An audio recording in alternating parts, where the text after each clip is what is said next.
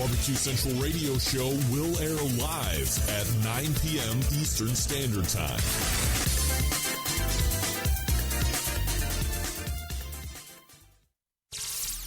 This is Jim Minion from Two Loose Screws. I'm listening to BBQ Central. So to get that perfect barbecue, you use wood. Are you sure it's safe? Whatever. We put the lighter fluid on, strike the match, and oh! Should we call the fire department? That might be a good idea.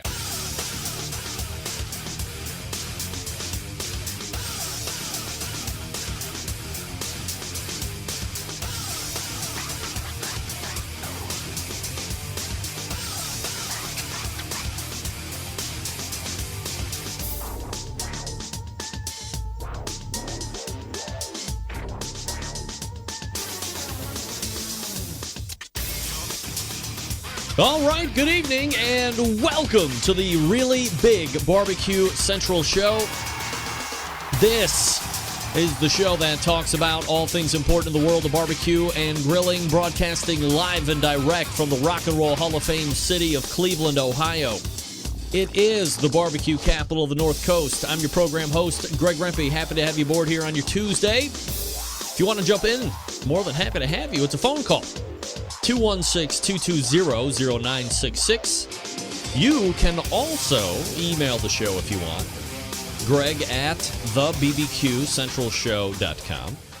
Anything else you want to find out about the show can be found at the main website, thebbqcentralshow.com.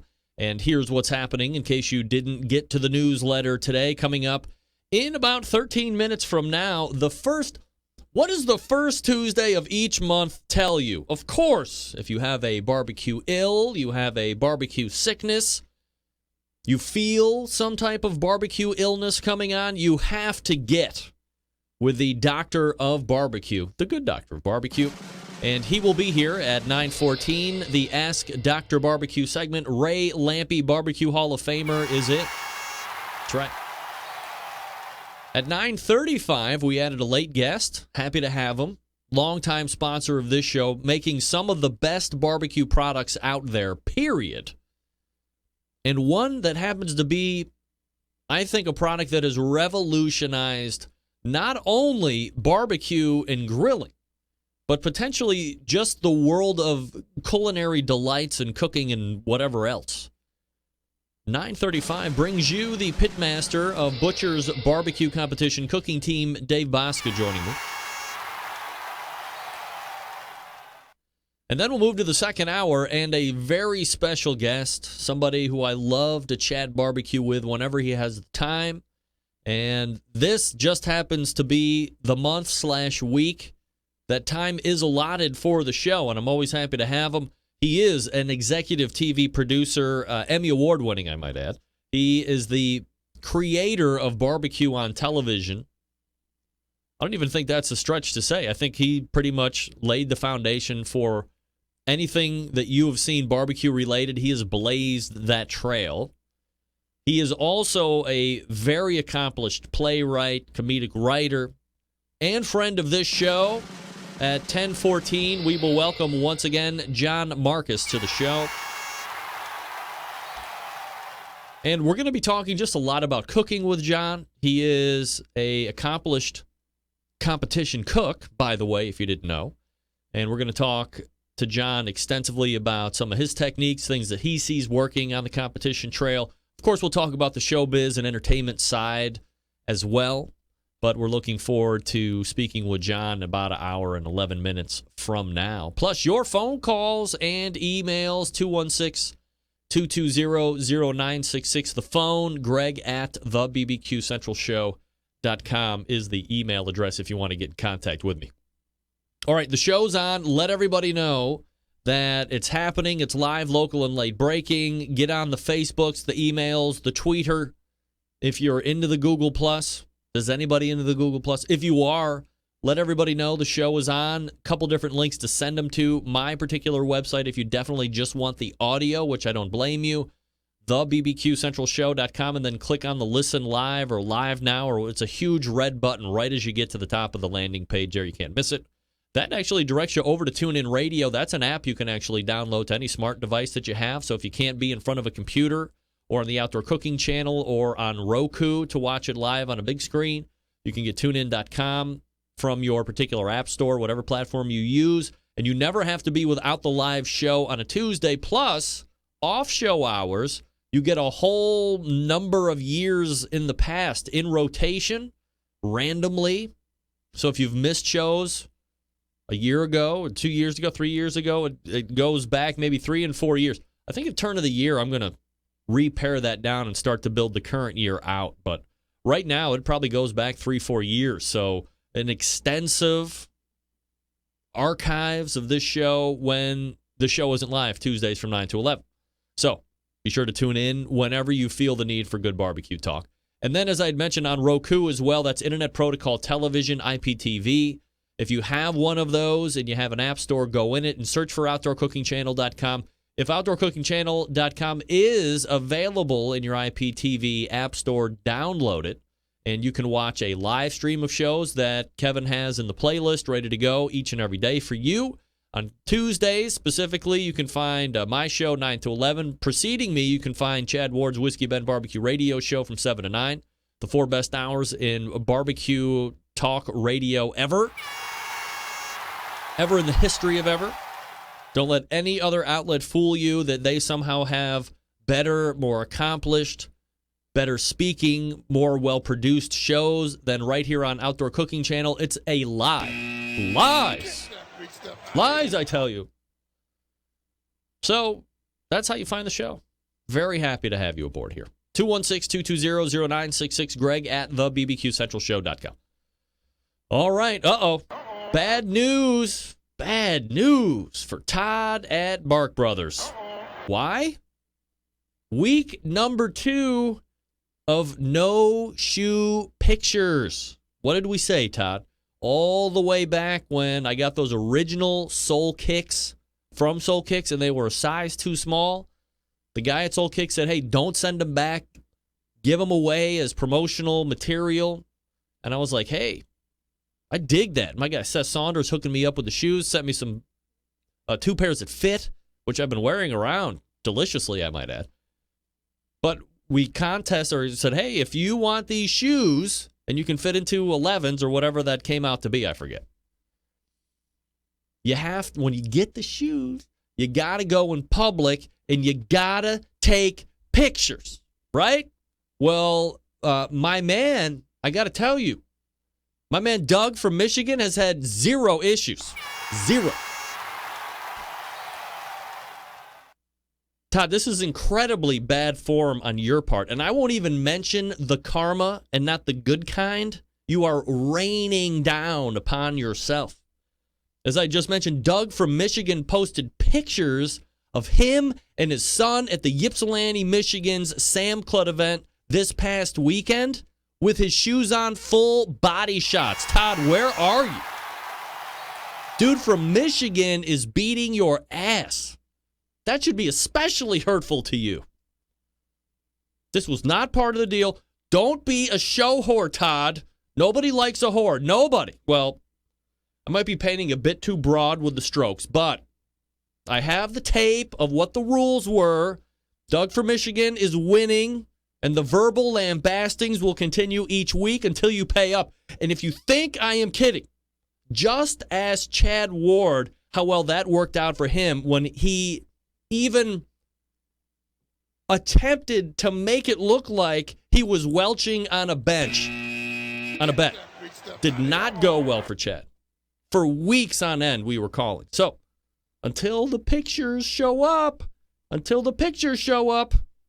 all out boycott on Bark Brothers Barbecue until Todd pays his debt. All out. And the beatings will continue until morale improves. Ladies and gentlemen. I mean, Todd, really? You know it. Chad, weigh in. Remember? Remember when you weren't shaving your little goatee? I know John Dawson especially wants to see pictures of those shoes because he was like the second one in he was the first one in after the pairs were gone. He was like, no, I was going to wear them all over Boise. I hated to tell him that he was literally one email short. Oh, I know, it happened. Goatee gone, it happened. But it took some protesting, didn't it, Chad? Little heavy protesting. All right. We're locked and loaded. I'm ready to go. 216-220-0966. That's the phone number. Greg at thebbqcentralshow.com. That is your email address. And we have some, business to take care of with my guests. We might be broaching a topic tonight people never would have thought we would be talking about. But I believe we might be on the precipice of a new fad in barbecue. More on that in a bit. Let me talk to you right now about the Pit Barrel Cooker Gang. Pulling the trigger on a new cooker can be nerve-wracking sometimes. Temperature control, fire management, what woods to use and buy. Who needs the hassle, right? But I strongly suggest a Pit Barrel Cooker.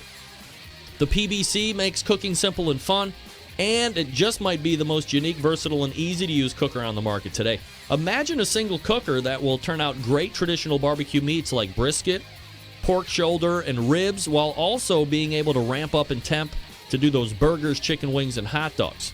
The versatility is all thanks to a revolutionary design that goes beyond traditional convection.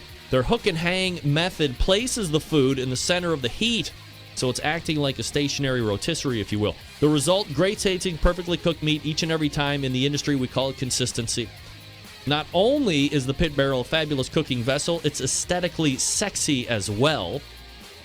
It's built to withstand the heat, and thanks to its porcelain enamel finish, the Pit Barrel is able to stand up to any type of weather condition, extremely portable, fits in the back of most vans, trucks, and SUVs. It's ready to go wherever you are.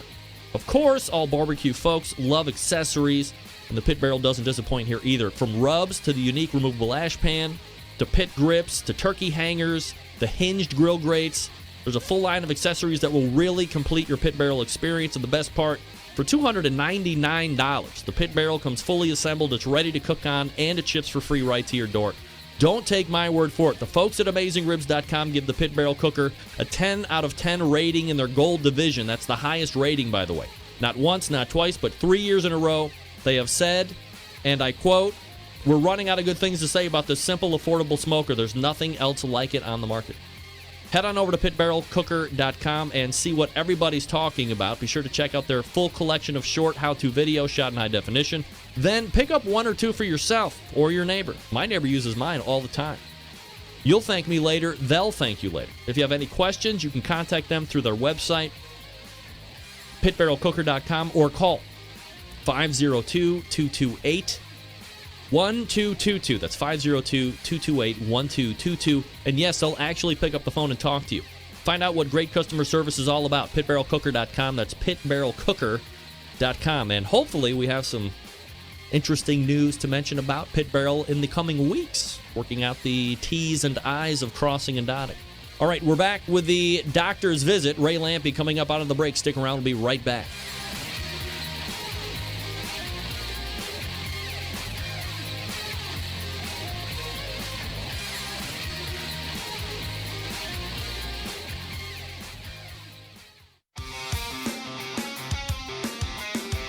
Broadcasting live from the BBQ Central Radio Network studios in Cleveland, Ohio. You're listening to the BBQ Central Radio Show. Once again, here's your host, Greg Lampe. All right, welcome back. This portion of the BBQ Central Show being brought to you by the Sam's Club National Barbecue Tour. 31 cities, $500,000 in cash to be won. Eternal bragging rights if you win the whole damn thing.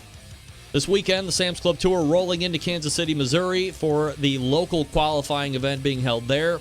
To keep up with the Sam's Tour results and to see where the next event just might be, you can visit kcbs.us/Sam's Tour. That's kcbs.us/Sam's Tour. And as always, we thank Sam's Tour for the continued support here of this show over the last few years. All right, here we go. If you got questions about barbecue or grilling, maybe as a hobby or even a business, looking to get an expert's point of view, why not ask Dr. Barbecue? You can submit your questions by clicking on the Ask Dr. Barbecue tab on the website. The doctor is in. Here's Ray Lampe with his nurse, Greg Rempe. Dr. Barbecue. All right, Ray Lampe is in the house. Razor, what's up? Hi, Greg. How are you? I'm doing absolutely fabulous, and you? I'm wonderful. All right, here we go. Resting up. I was in Reno eating ribs all weekend, and life is good.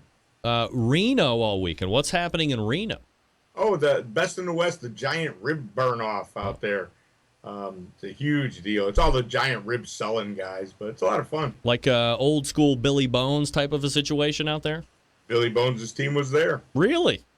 Yeah, they came in. I think they came in second, actually. Yeah. So is that, for the, I don't want to diverge immediately off the bat, but why not? It's our show and we'll do whatever we want. Sorry. So, I think there has to be somewhat of a delineation because in Cleveland, for instance, and I don't know why it is, but we love the rib cook-offs here, and it's not to be confused with what we talk about a lot here on this show, which is the barbecue contest, but he's got the huge 50-foot stands and all the banners, and it's only ribs, and it's not just like anybody can get in there and compete. It's a whole situation, right?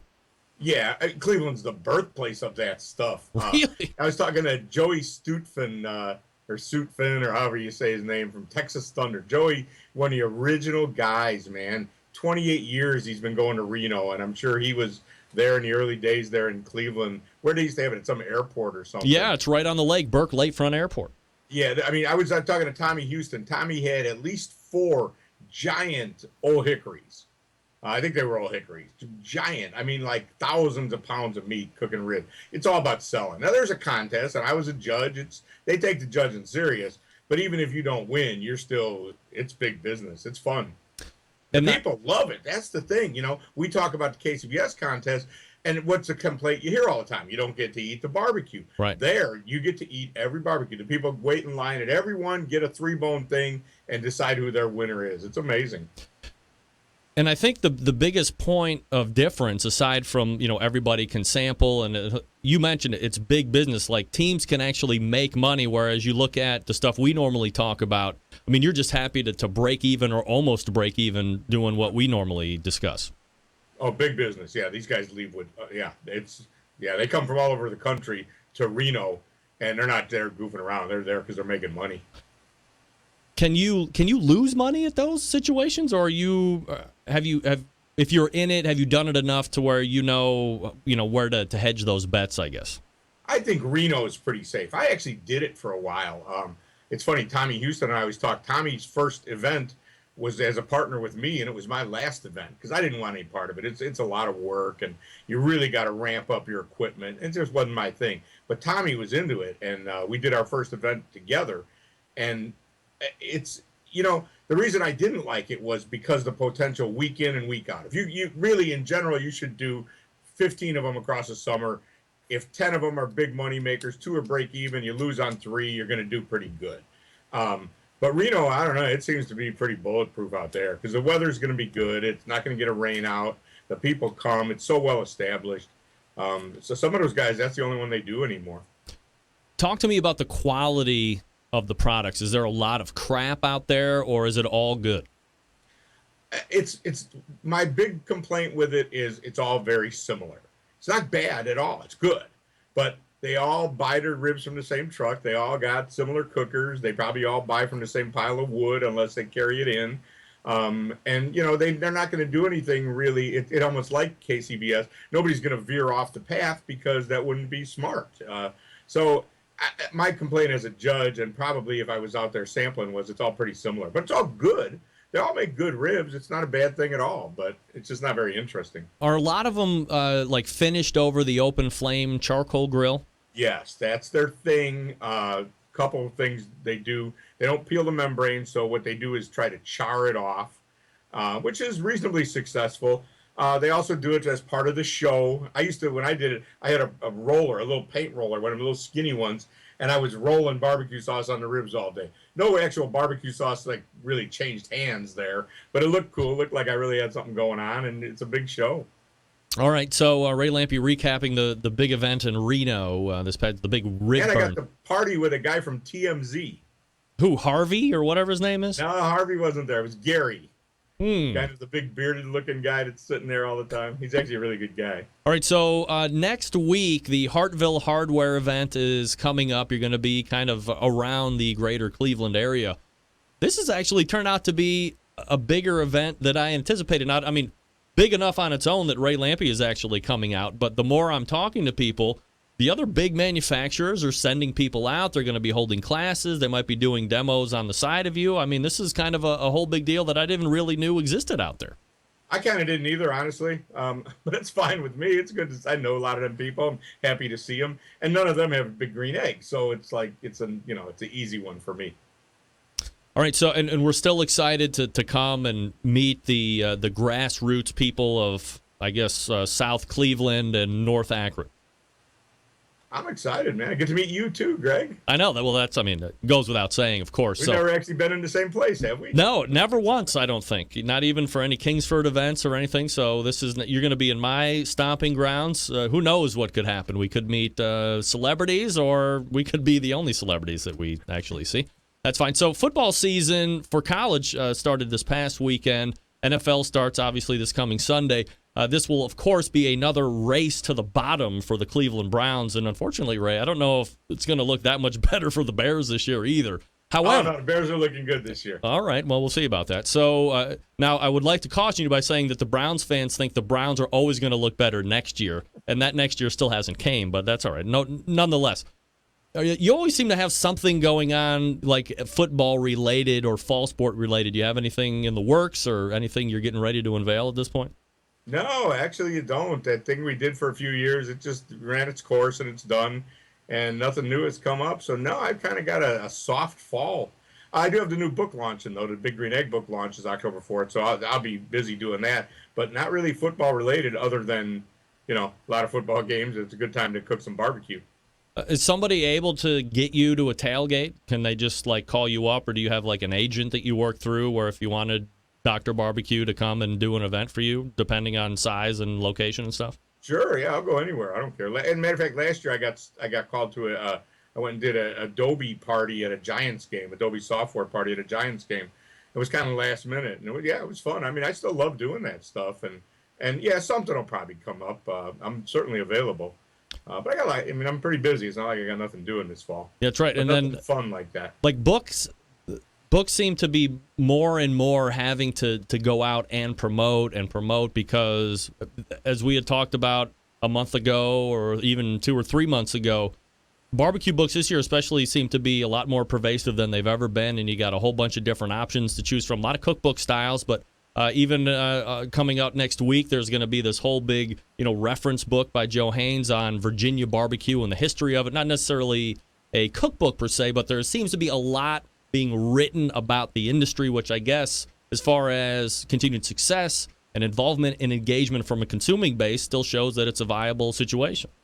Yeah, well, there's all this history. I think it's great. I haven't seen that book yet, but it's great that people are digging it up and writing it down because it's the kind of thing that the history's there, and a lot of those people are still alive, but they're not going to be for very long. Down the road, if we don't write some of these stories, I think it's great. And plus, we get into this regional stuff. And what'd you say, Virginia or West Virginia? Yeah, Virginia, right. Yep. Yeah, see, I didn't even know about that, but that's great because we get locked into this idea that there's 4 regions of barbecue, which is complete nonsense. They've been cooking barbecue in Virginia for a long time, and it is a pretty distinct style. I was with Tommy Houston the other day, and Tommy does things a little different. Tommy's from Virginia over there, and he does things different than most of the other guys, and just how he grew up learning how to cook barbecue. So I think that's great. All those history books. I mean, the recipe books, I don't know how many more recipes can we write. I'll keep trying, but we keep writing them. I think I told you before, after I wrote my first 3 books, I was like, well, this is over. How many more barbecue books can we have? And I'm up to 9, and my God, how many have there been alongside me? Yeah, plenty, no doubt about it. So let's get to some Facebook questions because that seemed to be kind of a hot topic here over the last handful of hours. I guess before we get to the first one, I wanted to ask you something because I got an email from a guy that is kind of a semi-recurring guest here on this show, Sam the Cooking Guy, and he told me that he had sous vide'd a brisket for like almost an eternity, 30 hours or whatever. And then he finished it in the smoker, and he said it was, great end product, blah, blah, and I kind of just one-offed it. And then I just had another conversation with somebody. A guy in Cleveland is going to be opening, allegedly, a sous vide barbecue restaurant where he's going to sous vide the proteins for a designated period of time and then put them on the grill and finish them off, I don't know if he's... Wait, it was going to be sous vide, then perhaps in the smoker, and then, flash them on the grill for a little char, something like that. Are you seeing anything that would lead you to believe that sous vide barbecue is starting to make any kind of trend in the industry, or is this literally just me hearing it twice and that's probably going to be it? Well, there's been a lot of buzz about it lately, no doubt. But steaks, right? I mean, mostly for grilling. Well, yeah, and I think it's just because the sous vide equipment used to cost $1,500, and now it costs $150. So they've worked their ways into people's homes, and they're starting to do it. I haven't tried it yet. I'm sure it works really well, but I'm just it's not barbecue. Right. I'm sorry. Right. I mean, why is that different than cooking stuff in a crock pot, smoking it for a half hour and putting it in a crock pot? To me, it's the same thing. That's fine. It might taste good, but it's just not barbecue. Barbecue's cooked in a smoker. Let me ask you about brisket on a high level here, and I do have another great brisket cook coming up behind you here at 9:35 in Dave Boskin. I may or may not have a neighbor that attempted a brisket yesterday, and they really want to place a lot of fault in the beef. And I wasn't there to watch the whole thing. I'm getting kind of the second hand, so I want to believe he was doing it right from the guidance I gave him the last time. But can you get a bad cut of meat that no matter how you cook it, it is just going to be tough? Maybe the flavor's there. I mean, the flavor was really good. It looked good. It was just, boot leather tough, especially in the middle. The ends were okay. But can you just have a cut of brisket that is not going to be relenting no matter how good of a cook you are, or no matter what you do to it? I think no.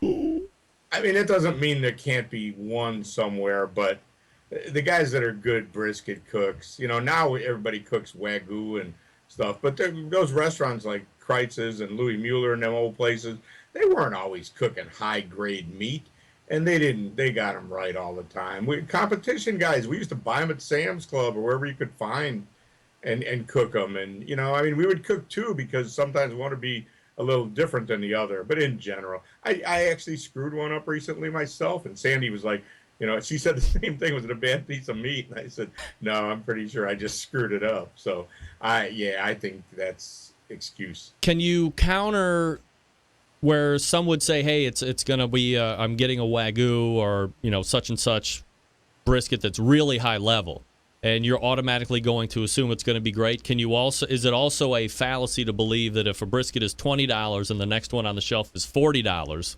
that the 20 or 40 is going to give you lesser or better of a product? Well, I'll even tell you that a cheaper one might be better, because the whole concept of brisket is you take this tough piece of meat and you break down the collagen, and you've got then this gelatinous thing like cooking short ribs or stuff like that. When they break down, it turns into this beautiful thing. And I don't know that a Wagyu brisket actually that ever really happens. You can get it tender and it'll be good, but more along the line of a piece of roast beef or a steak than a brisket to me. So I don't think it's automatically. You might have to cook it a little different. I don't necessarily think it's better, though. I think, in the competition world, I'm actually going to cook in Plant City in November. I'll go buy a high-dollar brisket, even after saying that, because that's what everybody else is cooking. Mine wouldn't be the same as that, and that's what the judges are sort of accustomed to. But no, I don't think that at all. I think you can take a cheap brisket and still make it be good. Ray Lampe joining me here on the show. I apologize for you indulged me, and I appreciate it, but let's go ahead and get to some of these Facebook questions. First one from Brandon Nelson. Best way to smoke chicken wings without turning rubbery? The skin, I assume he imagines. Yeah, there's no good way. If you cook them low, any chicken like that, cook them hotter, or finish them on the grill, or if you have the ability, fry them after you smoke them. But I mean, smoked chicken, that's how we evolved to poached chicken on the barbecue circuit. We all used to smoke chicken, and the judges weren't anal about that the skin was rubbery because they understood barbecue creates rubbery skin on chicken. Now, that's how we evolved into this poached in butter chicken thing because of that. So, if you don't like rubbery skin, just cook a little hotter or don't cook your chicken in the smoker.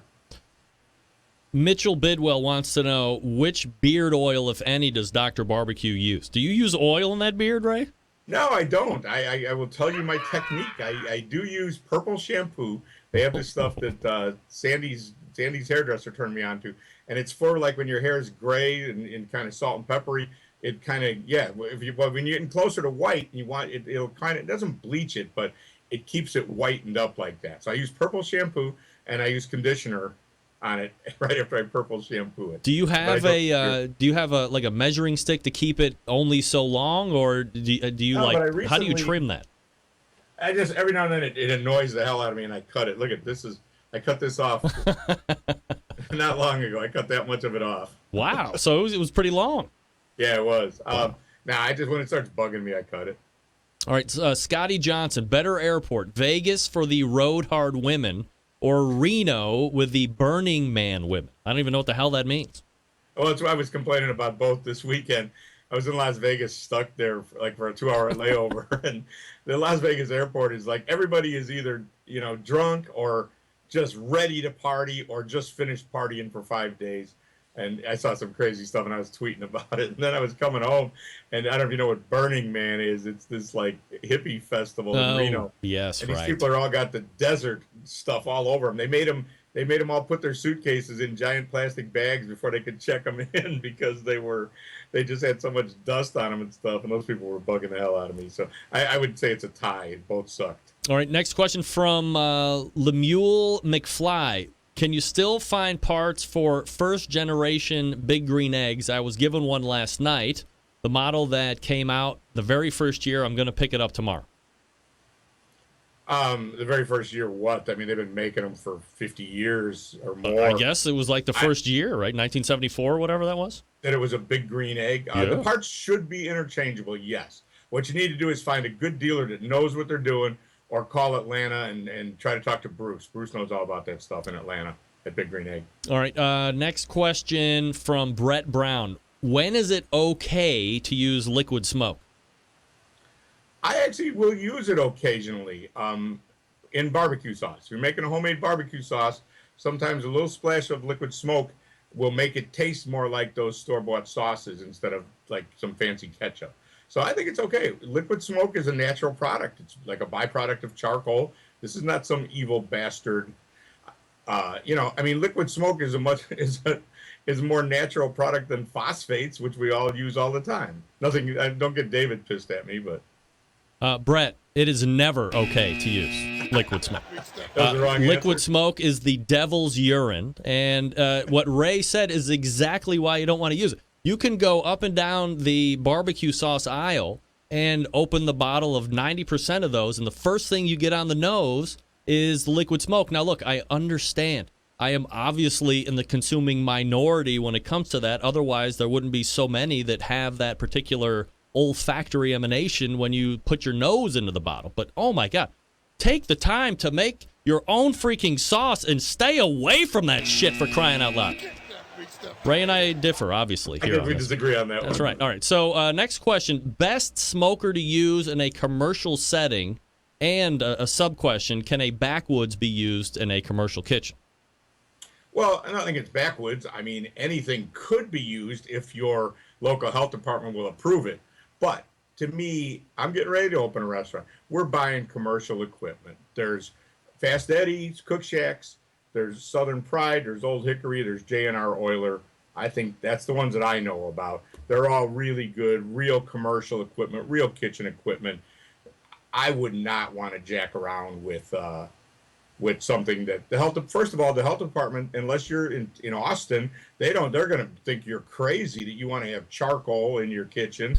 And why do you want to do that? The reason this stuff is commercial equipment is it's because it works consistently. It's made to last. It's not going to break. It's going to be able to easy to clean. nothing against backwoods. It's a good cooker. Guys use them, but to me, if I'm opening a restaurant, I'm planning on selling a lot of food and being busy, and I'm going to have equipment that's going to hold up to that. Are you at liberty to say who you're courting right now for smokers, or is that a deal yet to be struck?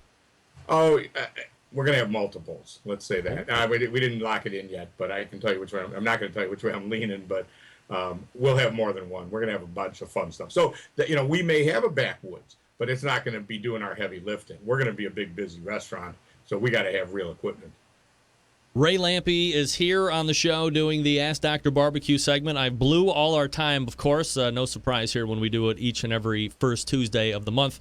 Ray's website, by the way, drbbq.com. That's drbbq.com. And if you have a question for an upcoming Ask Dr. Barbecue segment, askdrbbq.com is the place to go.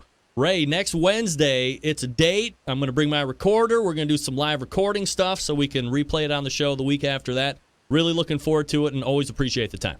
Cool. Thanks, Greg. Can't wait. See you next week. You got it. There's Ray Lampe. You heard what he said. He's going to see me next week. That's right. I'm frozen. There we go. Jeez. Whoa, that's hot. All right, so something is wrong with my... Dave, I'm going to get you here, but something's wrong with my guest mix here, and I don't know what it is. So, oh boy. Now my Skype isn't responding. Here we go. Now it's back up. Let's go to options. Let's go to audio setting. Let's go to there. See, but you can hear that. Nobody's supposed to be able to hear that. Why can everybody hear that? And hold on.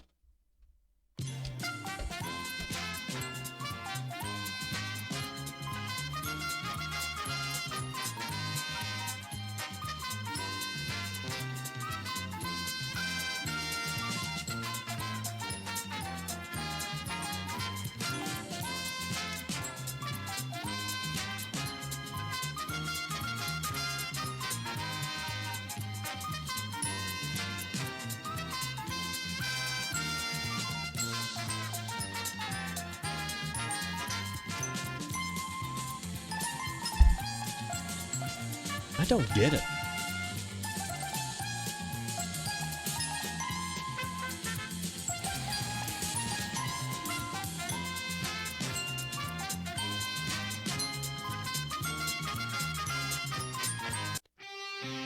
Oh, no. All right, hold on. All right, Dave Bosca coming up out of the break. I have no idea what is going on with this sound. What's going on?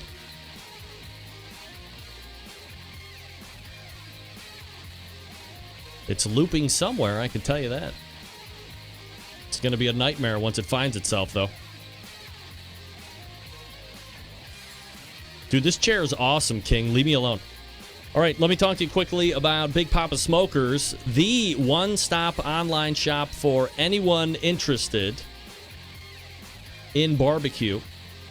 A comprehensive selection of American-made grill spices, sauces, accessories, even a kit that gives you everything you need to make a world-class smoker out of a 55-gallon drum.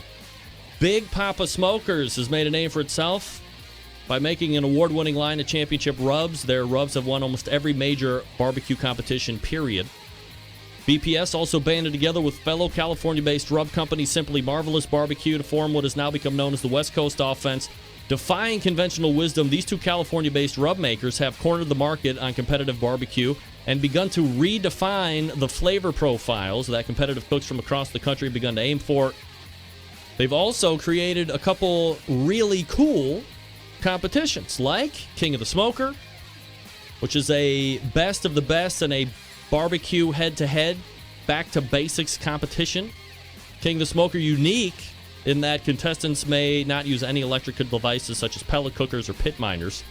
Contestants just allowed to use charcoal wood and their wits to win one of the most high-stakes barbecue competitions around. The other one is the Guinea Pig, which is a cost-controlled competition that helps bring in newcomers to competitive barbecue. Also features prize distribution all the way down to 10th place in each category.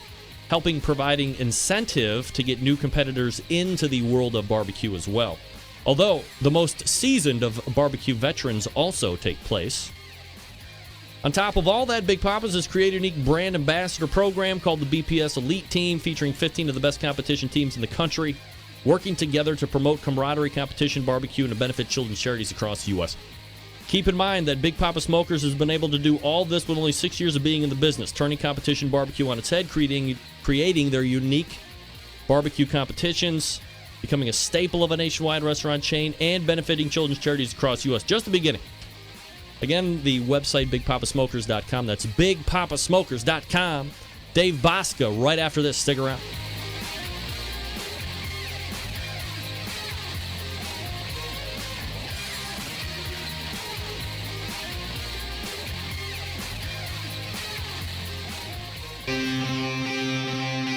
Get in the smoke. Call 877-448-0433 to get on the air.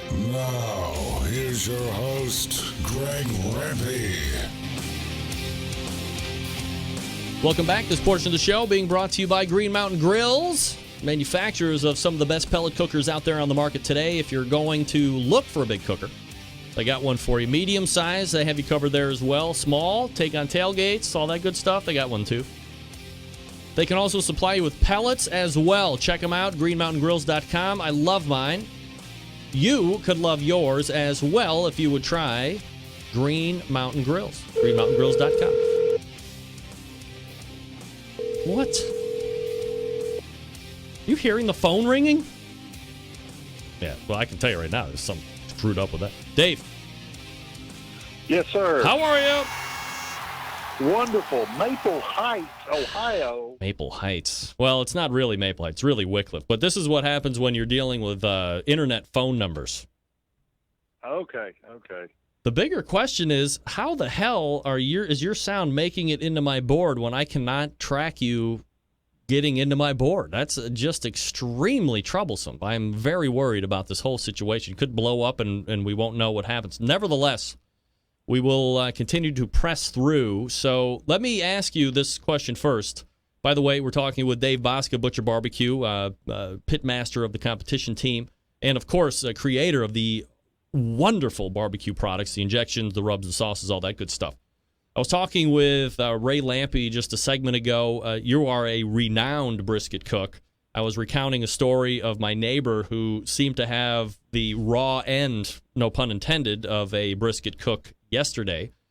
And it just seemed to be overly tough. So let me pose the same question to you and see if you are on board with Ray or if you might differ anywhere. I guess, can a cheap brisket yield a bad product if you also see one, if you buy the $20 or $30 one? Could the $50 or $60 one be that much better? And can you ever just get a bad piece of meat and no matter how good of a cook you are or no matter what you do to it, it's just going to be tough and you're just kind of screwed? First part of the question is, that's what gave my product the start, was people cooking selects and choice, trying to stay up with the prime grade briskets. So that said, you can always doctor up a lesser quality product to help it. Now, can a piece of meat be tough? Absolutely. There's some things you have zero control over, and that's generally the last part of the animal's life. If its adrenaline is flowing, it can become what we call a dark cutter and or a tough piece of meat.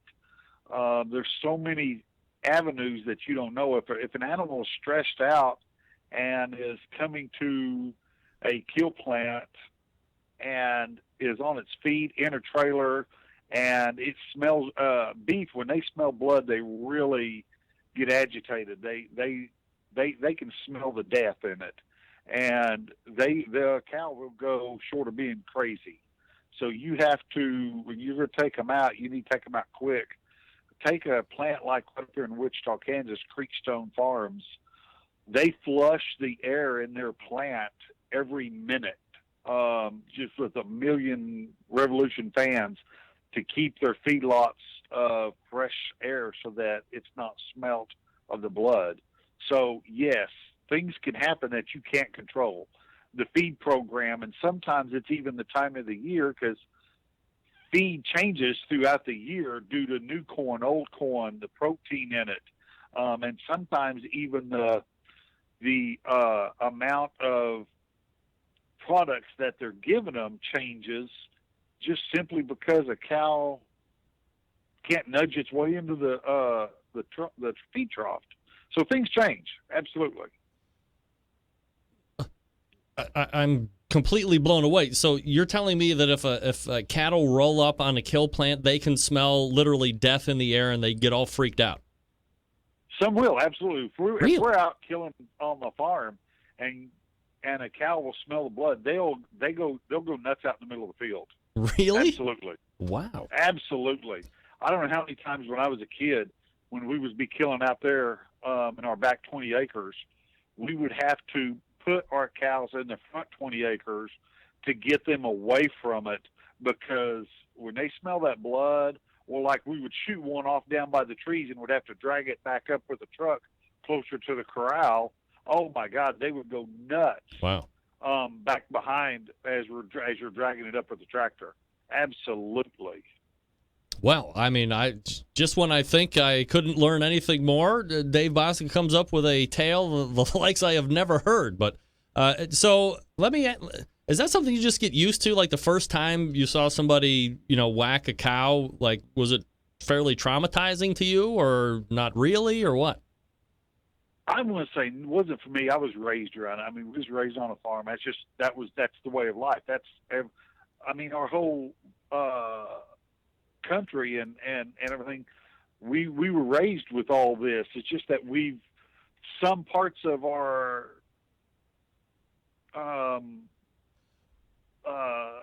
I drew a blank. Some parts of our life and everything, people have moved to the city, some stayed in the country, and other people expect that the meat just comes magically to grocery stores. Right. And that's where it comes from. Well, that's what I think I'm getting at is, people seem to have no problem eating it and talking about where it should come from and how they should be raised and how should do those. But, of course, then there's that whole other population that actually has to do the killing part of it, and nobody really ever wants to talk about that or look at it or take part. Yeah, that's exactly right. And that goes with everything. It's just like a car, tires. No one thinks much of the metal. I mean, you got to think all the way back. It's not just a GM plant or a Toyota plant to put that together. You have to go all the way back to Pittsburgh. I mean, the steel's got to be made and ordered and sent in. For years, when I was with Sam's Club, we were buying paper towels 7 to 10 years in advance, projecting our growth and our sales. You had to go into a partnership with these companies because they had to plant the trees to grow for your product 7 or 10 years down the road. Wow. And that's the way it is with turkeys and chickens and beef. You form a partnership with them, and that's the essence of everything. When it comes to farming, they've got to, whenever McDonald's or someone like that comes out with a new product, cranberry something or another, they will plan for almost 2 years in preparation to get the crops grown to be able to facilitate that many cranberries to be sent worldwide or nationwide. And that's just that's just the planning that's behind the scenes that people don't realize. Well, cranberries are in season.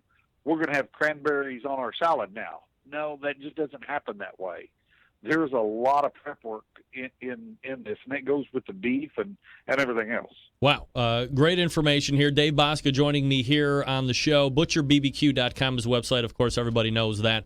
So, Dave, let me ask you specifically, because I would easily run out of time, and I wanted to have you on specifically to talk about what I feel, and I know I say it each and every week, and I perhaps may sound like a shill, but I don't care because I really believe that the grilling oil product that you have come up with and that has now been for sale for the last handful of years is a spectacular product, and one that is really, at least for my kitchen and some of the other folks that I talk to that buy it, has kind of revolutionized the way you can use butter flavoring and butter flavored oils, whatever flavor you're using of your stuff, of course. But I get emails going, well, how can it be safe? And how can it be like this? Or how can it be like that?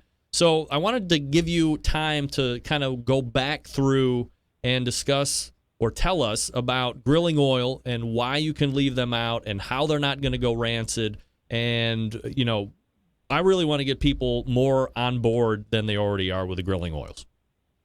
All right. Well, thank you for giving us the time to talk about that. For sure. Absolutely. The product is no different than Crisco, than canola oil. I mean, we use a soybean oil. That's what it is. That's our basis.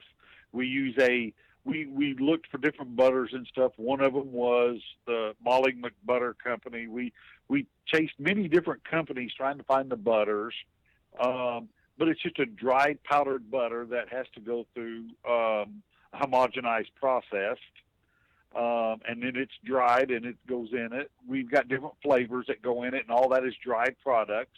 The chipotle and the grill flavorings that's in the steakhouse.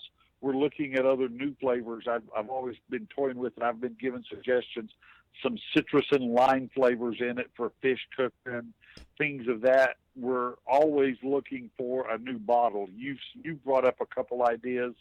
We're looking at a new style bottle for it, but what makes it shelf life is it's just the oil. Like I said, it's no different than the cooking oils that's already out there. We've flavored it. We've made it a branded product for grilling, but it's not any different than any other oil. There's how many oils are in a grocery store? It sits on a dry shelf, and when you open it, it sits beside the stove or in your cabinet the whole time. There's no difference. So I guess where the misconception might be, and, you know, it almost goes back to the whole, you know, killing cows and how does it get there, that you have canola oil or you have extra virgin olive oil, whatever you have by the stove or in the kitchen, but it doesn't go bad because you're using it or you're turning it over. And I don't know why you wouldn't obviously then put the same thought into a grilling oil per se, but is that a misconception? Do people think that this stuff, why wouldn't it go bad, or how couldn't it go, if you left it out for 10 or 15 years, is it something that's going to go bad? I'm going to be honest with you, that's beyond my wealth of knowledge. I would say an oil will go bad in 10 or 15 years. Something's got to go rancid in it. Yep. And what it would be, I wouldn't know. I don't know if it's the BHTs or what. No, I don't know that answer. I would have to ask the people that I work with that know it for me. But no, I don't know that answer. So specifically for the grilling oils, do you have a time frame on when you would be concerned, or if you're buying them, you're using them, and if you don't use them within 6 months or a year, you're not going to be in any type of a danger situation? We have put this to Oklahoma State University. They have done the research for it on us. Since there's no water added to it, they say that it's got an indefinite shelf life, and that's coming from our state agriculture food research center at Oklahoma State University that does all that stuff. What's the most bizarre application for grilling oils you've heard of or that you've actually used them for? Most bizarre? Oh, my goodness. That's a good question. Something that, gosh, I know people that fry their eggs with it. They like the flavors of it on fried eggs, but I don't think it's bizarre. Gosh, I hear a lot of different things, but I don't think any of them is bizarre because I think it's great ideas. I think that's what lends for me, you know, the value in a product is how often am I using it? Am I searching it out? Am I looking for ways to incorporate it into not just the traditional stuff, but, you know, and I've done it for eggs. I've done it for putting it on my buns before I put them on the grill to flash toast them. You know, anything that I usually would use butter for, I've tried it on. And I would say 9 times out of 10, it's always at least as good of a substitution as it would be for butter, if not better, and sometimes most of the time a lot better because of how you're able to use it, and because it's kind of in that liquid form. So I think there's just a lot of value there, and if you are on the fence, you definitely need to push through it and go to butcherbbq.com and try some. Do you have other flavors that you're going to be closer to releasing, or are they still just in concept at this point? It's in concept at this point. Trying to find when it comes to that product, I'm more working on the packaging than extending the product line. I need to get it right before I keep growing with it. Where I'm having more marketing worries with it than anything is that no one knows where to put it in stores. Where do you put it? Do you put it by the meat market? Do you put them on the dry shelf by the oils? Do you put it by the sauces? We've been jumped all around stores when we're in grocery stores. In the specialty stores, it's easy. It's more one-on-one with the owners. People can get it and gather it. But when it comes to the bigger volumes, that's been the holdup. Is it's kind of developed a category of its own, and no one knows exactly what to do with it. I think it would do best by the barbecue, so like the sauces and the schmears and the rubs and all that stuff. Because at least in the Giant Eagles where I'm at, it's all barbecue sauce and barbecue, anything barbecue related. It's all right there on the shelf, right across from the bread. I think that's where that's where it should win, because that's where it should be living anyway. Yeah, I think so too. What we're finding is that they're even putting more and more barbecue rubs over on those aisles. Yep. Versus over by the spices. More of a suggestive sell type deal, and it's working real well with that. I'm still trying to think of a unique and different way to choose, but what we found is not only is it just good for the vegetables and all that, but on the meat, what it does, it's like it replaces the natural oils in the meats versus the Blue Bottle world and all that. You can add just a little bit, and it doesn't take much. Don't get me wrong, squirt the hell out of it, use it up, come buy some more. But you can use a little bit and get a very good flavor, but it keeps it moist. It'll help on the outside. It'll still let you retain your crust that you're searing and getting, but it keeps it moist on that outside layer without it drying out too. Dave Bosca is the pitmaster of Butcher's barbecue competition team. ButcherBBQ.com. Dave, where are you going to be at next competing? This coming week we'll be in Derby, Kansas. Small little contest. I think they're between 35 and 40 teams. Last 2 weeks we've been down in Texas cooking. Was out in Lubbock, Texas, and then Bedford, Texas, just between Dallas and Fort Worth. He is the pitmaster of Butcher Barbecue, Dave Bosca. Dave, always appreciate the time, man. Thanks for coming on. You bet, Greg. Thanks for letting us come on. You got it. There he is, Dave Bosca. Wow. Cows can smell blood, and then they go berserk. Who knew? Dave knew. Nobody wants to talk about the dirty deeds done dirt cheap. All right, folks, let me quickly talk to you about the longest-running sponsor of the show, the Barbecue Guru, makers of automatic pit temperature control technology. If you are going to buy automatic pit temperature control devices, these are the people you want to buy from. They created this technology. Why are you going to buy from anybody else? Here's what you do. ButcherBBQ.com. It's thebbqguru.com. Thebbqguru.com. 800-288-GURU. You can also visit thebbqguru.com for more information. If you have any questions about what to order, just ask. Call them and ask. Don't guess. Thebbqguru.com. 800-288-GURU. We're back to wrap the first hour right after this. Stick around. We'll be right back.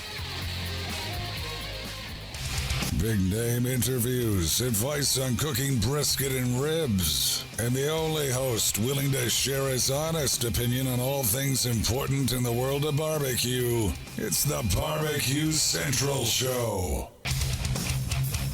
All right, we are back. Quickly racing to meet the clock. Went a little long with Dave there, but I mean, he just blew my mind as usual.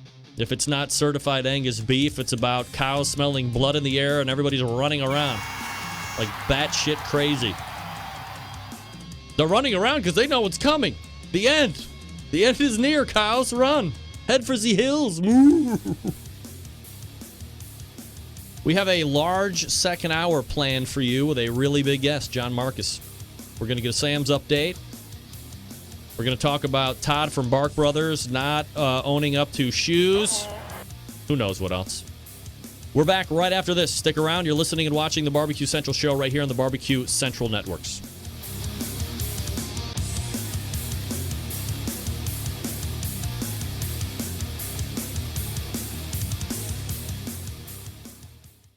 This is Chad Hayden with Moonshiner Barbecue's 19th annual Jack Daniel's World Barbecue Champion, and this is BBQ Central.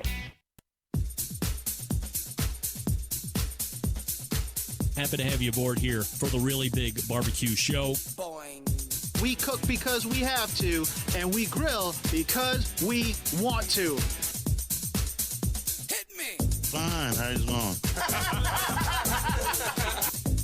You have a great show. I'm a big fan.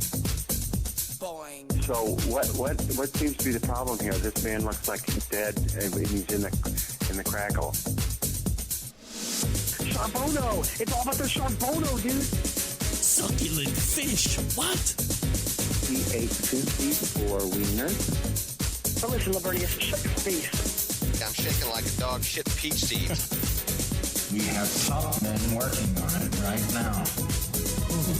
Top men. All right, just like that, we are into the second hour. That's right. Hey! This is the BBQ Central Show.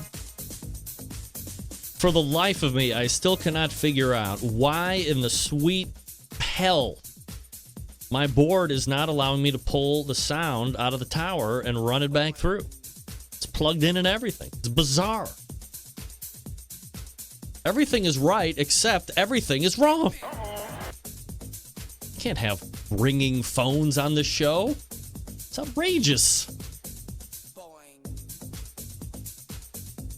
All right.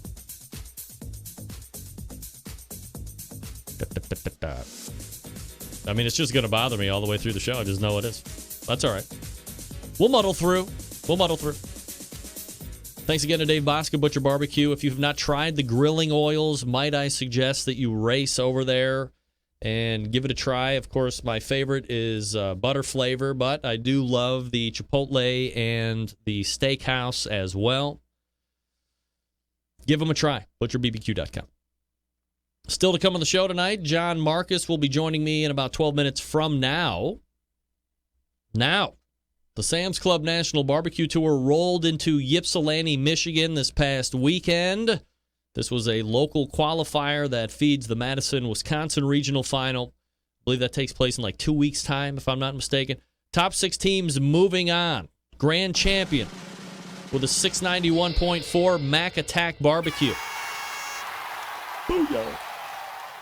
Reserve Grand Champ, the Smoke Hunters, 689.7. Third place, Smokin' Aces at the Barbecue Superstore. Number 4, Smokin' in the D. Fifth place, IBQin' at the Barbecue Superstore. And rounding out the top 6, moving on to Madison, Wisconsin, T-Mac Smokin', 679.9. So you're looking about 20 point, let's try 12 point. 12? I don't know. Who's good at math? Not me. Yeah, about a 12-point differential between 1 and 6. Fairly close, 1 and 2, a little less than 2 points. So overall, a pretty tight 1 through 6. They're moving on, and they will all be throwing down. Those top 50 teams will be throwing down, or I'm sorry, those top 30 teams will be throwing down in the Madison, Wisconsin regional final here in a couple weeks' time. The next Sam's Club Tour is this coming weekend, September 10th in Kansas City, Missouri.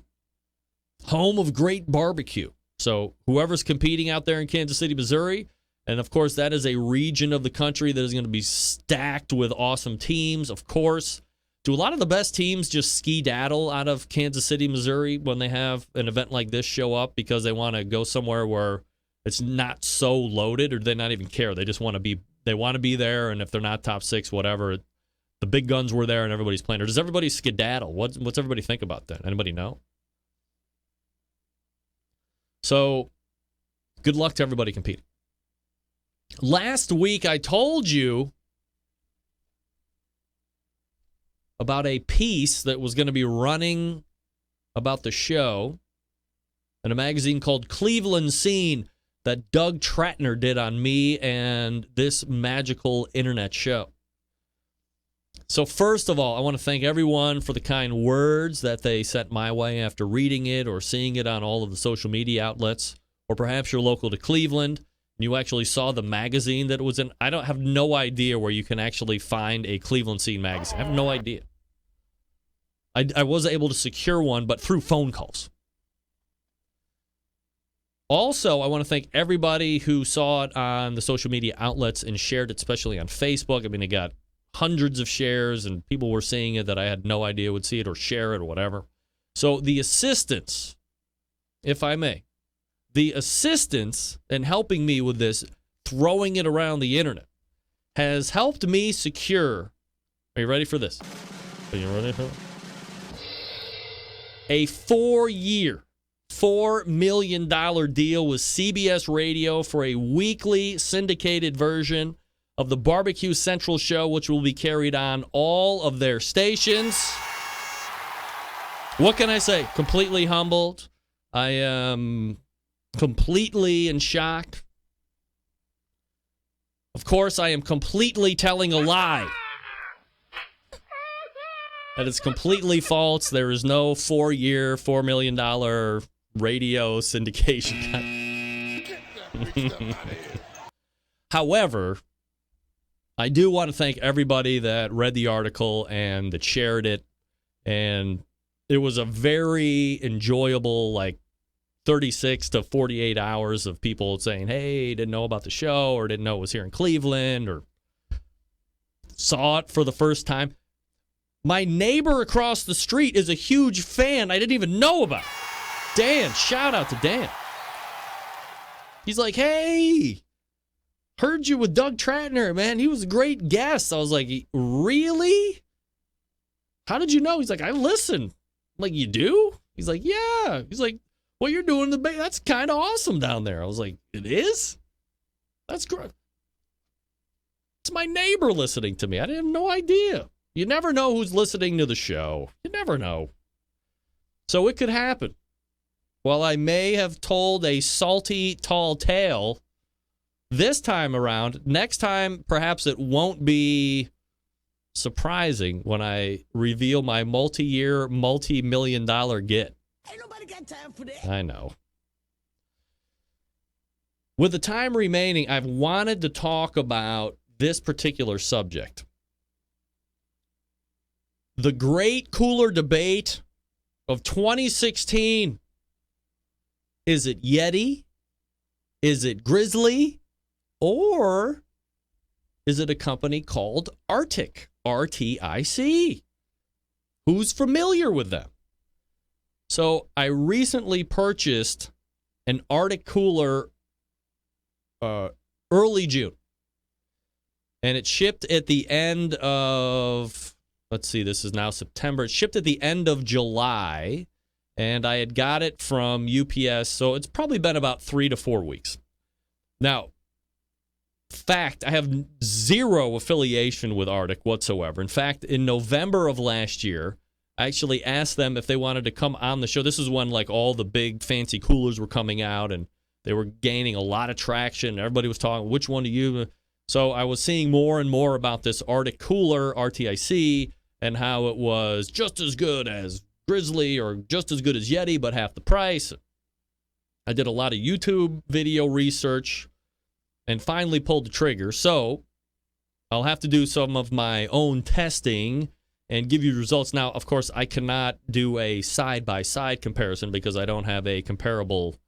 I got an Arctic 20, which is going to be perfect for size-wise for volleyball and softball. I didn't need anything huge like the barbecue guys do to keep meat and all that crap. But,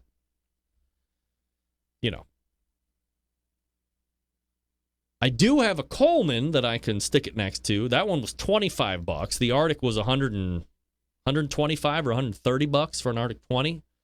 And it said the comparable Yeti was $250 or something like that. So, again, I'll have to do my own testing. And as I get results and as I find them out, maybe I'll even do like a video montage and show them to you here on the show every once in a while. But, you know, with the fact of, you know, it was so hot and it's really hard. I hate to say it, but I mean, does anybody else have a wife that's, you know, really into the 31 bags? Like, we have 131, maybe 231 bags. And a couple of those are coolers. And one was really good, except it got a hole in the bottom. And so, but I found more and more of these, they leak, you know, like kind of the soft-sided ones, and they leak. I can't have leakage at all. And then I want to be able to know if I put, you know, 10 or 12 pounds of really cold, rock-solid ice into the cooler, by the end of the day, even if it's, you know, 90 degrees outside, I want my cola to be cold or my water because I want to see like physical ice cubes. Instead of having to drain it out every 2 hours because I'm afraid there's going to be so much water, it's just going to leak. I don't want to leak. But I also didn't want to spend an arm and a leg, what I perceive as an arm and a leg, on some of those other name brand coolers you see and kind of doing that ambassadorship and the guerrilla marketing and all that other stuff. So if you have an Arctic, you know, write me off air. Let me know what you think about it. Again, I have the Arctic 20. Stand by for future reports. Again, not a show sponsor. I bought it with my own money. So we'll see how it goes. I'll let you know. Consumer advocacy, Greg Rempe, right here. All right, folks, let me talk to you about the Chops Full Power Injector System. The 2015 and 2016 Barbecue Tool of the Year. They come in 3 awesome sizes to fit your injecting needs. From backyard cooks to caterers and restaurant chefs, there's a power injector right for you. Let's break it down. I'm going to tell you a little bit about each one right now. The number one seller is the half-gallon Chops Power Injector System, designed for competitions or to pump up the backyard warrior. They are so easy to use, right? Clean it, fill it, pump it, and go. If you have just one brisket or pork shoulder to do, you don't need to fill it all the way up. Just put in what you need. It uses it all. It comes with 14-gauge needles, 2 replacement plastic needle adapters, 3 plug screws, and a needle protector. $100 plus your shipping anywhere. The 1-gallon Chops Power Injector System is designed for catering and bigger jobs. It holds double the amount of the injection as the half-gallon. Some use it in competitions like when you're cooking MBN whole hog or 10 shoulders to get that perfect one. Comes with 14-gauge needles, 2 replacement plastic needle adapters, 3 plug screws, and a needle protector. This one's $120, plus you pay shipping. The next one is the Chops Full Power Injector System, the electric, the commercial, and competition Big Daddy. Not a holding tank this time, but a 3.5-foot pickup tube that you can put in any size container. From a few ounces to a 55-gallon drum, was designed for Chef Rob at the best barbecue restaurant in Kansas City. He said time and time again, and if you ask him, that the Chops Full Power Injector System makes his briskets better than ever. This one comes with metal needle adapters, 14-gauge needles, 3-inch 12-gauge needles, 2 11.5-gauge, 3 plug screws, and a needle protector. This one's $325, plus you pay shipping. A number of the top pitmasters in the world are using the Chops Power Injector System every day to make their barbecue better than the rest. It's a foodie world where we require flavor in every bite. This is how you do it and do it fast. Not just for meat. You can inject alcohol into fruit if you want. Every injector handmade and assembled in Kansas City, Missouri, USA. If you want extra accessories, they got them. You want to shoot medium ground spices, they got you covered for that. 2, 3, 4-inch 12-gauge needles. Also, they have 2-inch closed-tip needles, perfect for shooting fatty meats. They sell replacement stock needle adapters and plug screws. They have a great way you can upgrade your Chops Full Power Injector System, make it bulletproof. Metal needle adapters. How about that? BarbecueKansasCity.com. That's Barbecue Kansas City. BARBEQUE. BARBEQUE. All right, we are back with John Markus coming up out of the break. Stick around. We'll be right back.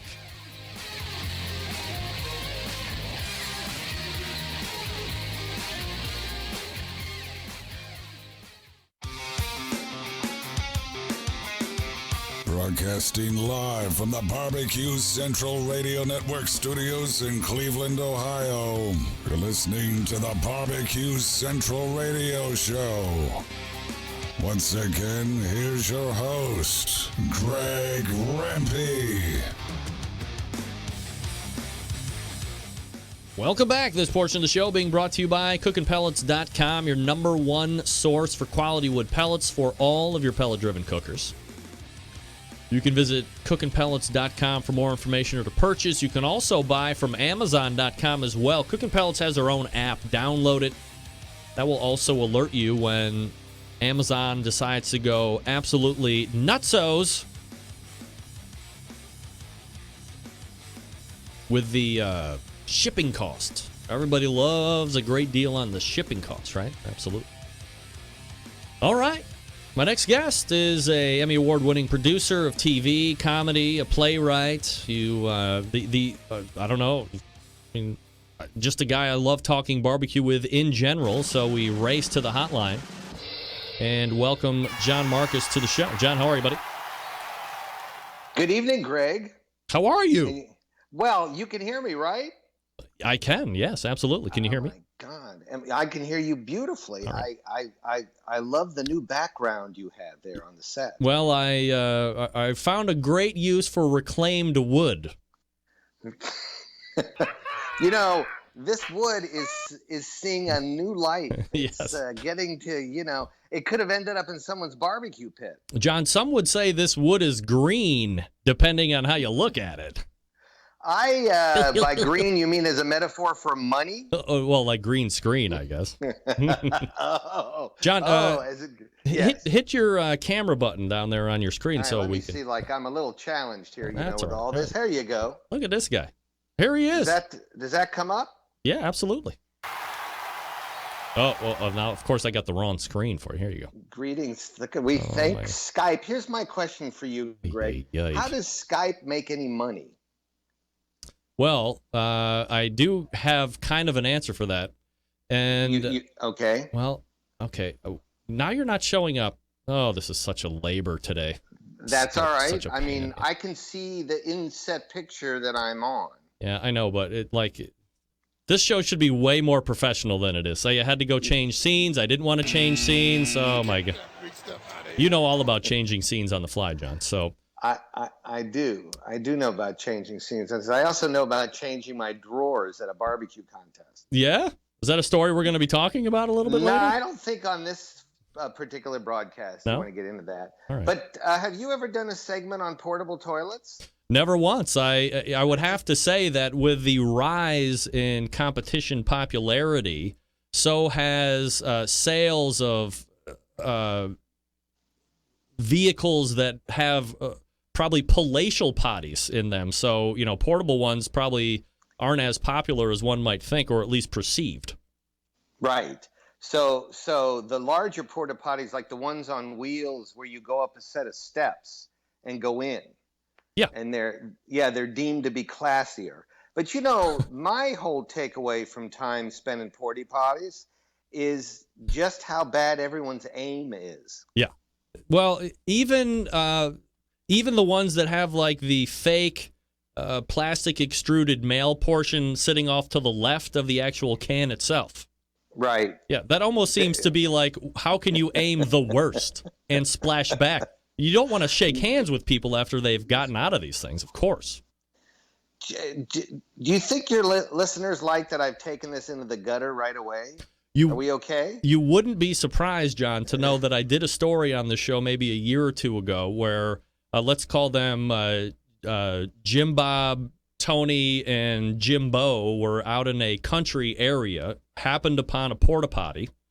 One of these guys went in, and then the other two thought it would be, hilarious if we tipped it over. So they did. Of course, the guy in the porta potty broke his neck and was now paraplegic. Oh my Lord! That is an awful story on several levels. Here's the worst part of the whole story: the guy who is now a paraplegic did not sue the cousins. They sued the porta potty and won tens of millions of dollars because it wasn't secured properly. No joke. Oh, litigious society. You know, I'll tell you something. That story alone makes me feel America is a great country. Okay. Or because that couldn't have happened anywhere. You don't get that kind of story doesn't come out of France. No, that's exactly why this is a great country to us, and exactly why everybody else hates our guts. You know it. Yeah.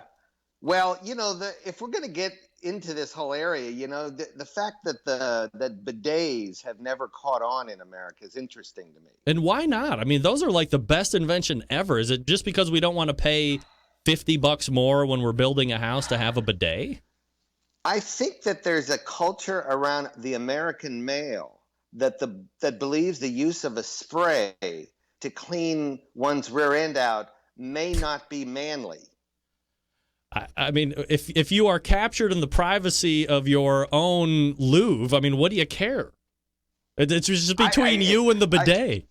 Well, that's what I think. I think that there are men out there who would be fearful they would start to enjoy it so much and like become addicted to just sitting on that. I would be working from that thing all day long.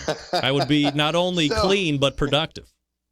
So if you're doing this and you have the wood on a green screen behind you, but I hear a constant Yes. I know what's going on with you. Yes, I've been found out by one John Markus. All right, so okay. Let's talk about a product that I know you've been really investing a lot of time and probably your own money in, which is the Kings of BBQ Kuwait. And I remember, you know, literally years ago when we first talked about it, you were just kind of trotting it out, or even maybe just kind of getting a finished product to trot out. Right. And fast forward here to 2016. And by the way, 2016 rapidly coming to a close as we are now in September, if you can believe it or not. How about that? Where is Kings of BBQ Kuwait living right now? So the film was completed actually and was accepted at about I think 13 or 14 film festivals, and where it won some awards. It won awards in about 5 of them for People's Choice, or it won awards for best military-related documentary. It's been decorated, which is great. Then I decided at some point a year ago that I want to go back in now and expand it and also make the film a more honest portrayal of some of the characters. So I went in and we've been recutting, and I think that's all going to be done probably early next year. So in which case, then we're going to decide how to basically get it to the public. So when you talk about going in and doing a more introspective look at some of the characters there, I guess, who are you talking about specifically? And then how do you, in your view, like what do you think you need to include, or what didn't you include in order to make this vision a reality? Well, you know, first of all, I just have to say that one of the blessings for me about being involved in the world of barbecue is the people. That I've gotten to meet these incredible personalities, some of them big personalities, people who have been generous in how they've trained me to cook the food. I mean, I've gotten to the point where I'm pretty confident about my way around a pit, and that's all due to getting to be around people like Tuffy Stone, Johnny Trigg, Jamie Geer, Nicole Davenport. These are people that have like just shown me. Chris Lilly is another one. And so it's like I've gotten to be taught by the best. And then there's also people in barbecue who, for them, the world of barbecue has been nothing but an opportunity they want to exploit. There's that kind of character in barbecue too, where they see fame as the end game of barbecue. And it's like a whole microcosm. And the people, the big-heartedness of some of the people and the small-heartedness of some of the people, those are things I wanted to bring out in the film. And that's what we've done. That's what I've done in the recut. And without getting into specifics about names and things, you know, Greg, I'm if anything, probably the most discreet man in America. Yeah, if you couldn't tell from our previous discussion, absolutely. But then also one of the great like accidents of this movie in a positive way was the sitting down for a long interview with Al Franken, who is my entree into learning how to cook, because he once, a long time ago in 1999, made me bad ribs. And I think I've told this story on your show. No, I don't recall. So, Al Franken and I were writing partners. Yes. For a long time, and we created a show for NBC called Late Line, and Al's been a mentor in not just comedy, but in life. But he also, when we met and we were writing Late Line together, claimed to be the greatest, what he referred to as Grillmeister in New England. And I thought, wow, that's like saying you're the best Jewish player in the NBA. Like, what's the deal on that? And then, we were writing a show up at my house up in the Hudson Valley, and then Al we made them together. This is before I even got into barbecue.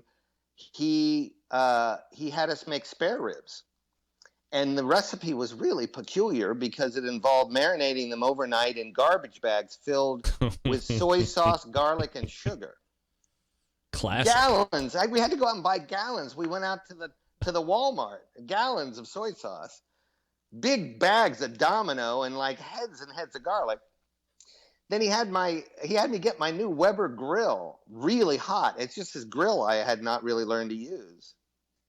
And we grilled the ribs on high heat. They were done in 45 minutes. We sat down to eat, Greg. I have to tell you something. They were the worst thing I'd had in my life. Of course. They were terrible, and I couldn't chew them at all. Like and I was like kind of being polite because we were in the middle of a script. But Al has like a big jaw. Yeah. Sometimes I tell him I bet that he can unhinge it. But he has this big jaw, and he ate all his and all mine. And I just left that table that night thinking, why is this a beloved cuisine? And why were these so awful? And how do you make it right? And that's when I got, like a couple of weeks later after research, got on an airplane, flew to Kansas City, and started taking lessons from Paul Kirk. Do you think that Al Franken's role in trading places towards the end on the subway car with his writing partner there, I forget his name, unfortunately. Tom Davis. Yes, Tom Davis. Do you think that was one of the most underrated kind of dual cameo things ever? It's one of my favorite parts of the movie. No kidding. Yeah, you know what? I remember that part of the movie, and it sort of gave this punch of comic energy. Those guys were dangerous. That's what was great about their comedy. They were dangerous. And it was no surprise to me they did that. Before I knew Al, but it was a funny. I want to go back and relook at that. Oh, it's one of the. But it probably get some pretzels in the bar car. It's one of my favorite. It's one of my favorite parts of the movie. It's one of my favorite movies ever. I think I know each and every line. Oh my god, it's a great movie. So anyway, I apologize for my indulgence on there, but not at all. I mean, the truth is, there are films that I rewatch again and again that I just can't believe how good they are every time I see them. And one of them is the movie Galaxy Quest. Never seen it. Okay, one of the greatest comedy scripts written in the last 15 years. Really? Yep, and it's perfect. It's a perfect script, and Tim Allen is hilarious in it. He's really good in it, and you've got the great Missy Pyle, and you just got a great all-around cast. Sam Rockwell, and it's a perfect story, and the laughs are there. So I would recommend that, Galaxy Quest. All right, I will put that on the to-watch list, ASAFP. Please. As far as the Kings movie, so going back in, recutting it, telling these new stories, where do you see it getting out? I'm including this interview I did with Al. Right. That really is at the heart of how we got over there. So he's now more featured in the film. When do you see it being, this version being released out, or what are the plans for that for people to start seeing? I would say early spring, and they're going to start hearing from me on my Twitter account and on my Facebook page, and maybe I'll take out an ad or two. Maybe I'll take out an ad on your show. I don't think you need to take out an ad. We can just probably talk about it. That's fine. I could probably mention it. There's already a trailer online that's for the earlier version, and I'll take that down in about a month and put up. So I'd say early spring. There's going to be an availability to either buy it as a DVD or stream it. And I'm going to get it out there. It's going to happen. I've got too much invested in it. And also, it's charming to see this adventure that we all have. And although some of us in the cast are not as charming as others, it's all there there's going to be all there for the world of barbecue to see. John Markus joining me here on the show. John, talk to me about, I think it's safe for me to say that you're kind of the, you are the trailblazer of barbecue on television, and you've seen it through all of the different successions from when it was like Outdoor Life Network and all the way back through. It kind of really found a niche and some anchors in Destination America finally. And, the Pitmasters. Although isn't BBQ Pitmasters like off the air? They're not making new ones. I was just going to say, it kind of bit the dust here after whatever the last season was. I think on a whole, from Destination America's Pitmaster from, version 1, remember that one, where we were following around a bunch of people to however it ended up dying. Kind of an incredible run for barbecue, I think, right? It's been an amazing run. Like, of all the projects I've been involved with in my life, what was amazing about this is here's a show that was literally canceled 6 times. Now, 5 of the times it was canceled, it got brought back, but they finally beat the mule to death. The mule has been beaten to the point where it's unrecognizable as a mule.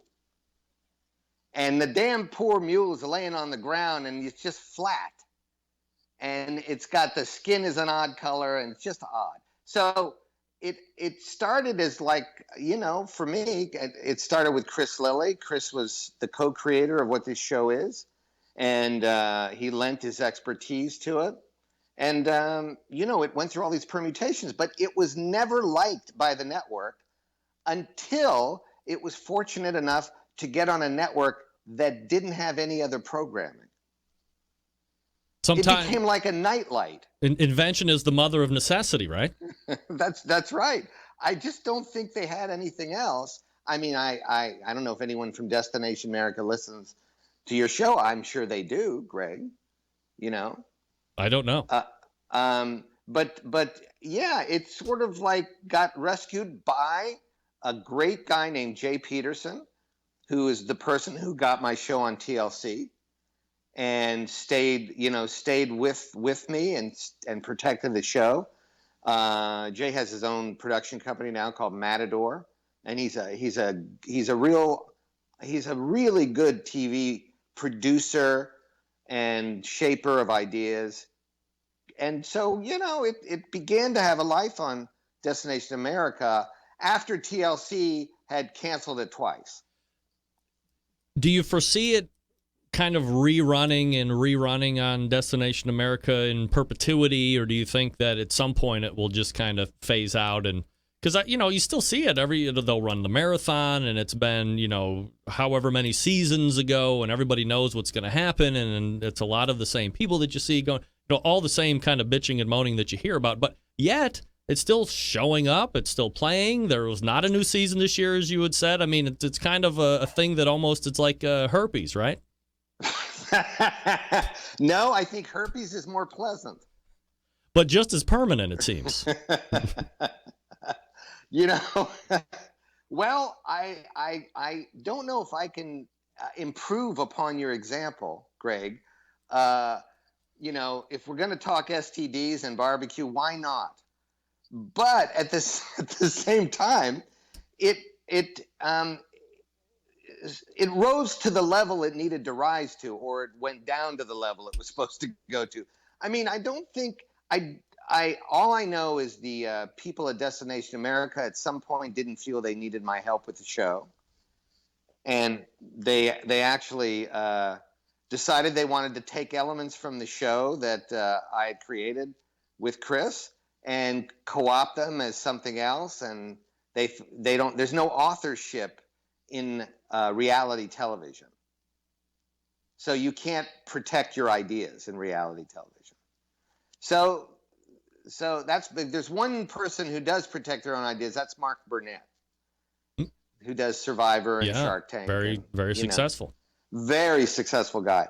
But I think the show could have been on now and been fresh and interesting, it actually could have had more life to it. All right, so I had many ideas for them, but they just didn't feel I knew enough about barbecue. let's talk about that. Let's talk about how to keep it fresh. I think there's probably a portion of the viewing audience that says, this is the concept. How much more fresh can you make it? It's a chopped style show now, blah, blah, blah. Like, what were some of your ideas that you thought could keep pulling in new audience and then also retaining that fervent competition base that was watching it already? Well, I wanted to do some elements that actually exist out there in the real world, which is I wanted to go back to some of the elements that were a part of the original concept, which is force everyone to cook on the same cooker. Give people their meat, right, which we still did on the show, but that give them limits to what they could use and how luxurious they might make their, all the bells and whistles that are on cookers now that are really, to me, just gimmicks that don't really add to the food. And take it back to the basics of barbecue to determine who's the best cook, not who's the best competition cook, but the best cook. And I wanted to do that. I wanted to remove all exotic meats. And I also wanted to take the show back on location. I continued to contend, John, that this is going to be me and my liquid smoke rant all over again, because I know I'm in the minority of liquid smoke because it is prevalent throughout most barbecue sauces that you're going to open on the shelf, of course. That's right. That's right. I find that. I think that the show would have been just fine if you keep, not you, but if whoever was doing it was doing season 1, but you latched on to just a Johnny Trigg or just a Harry Sue or somebody that was engaging and personable and somebody that you could build a relationship with.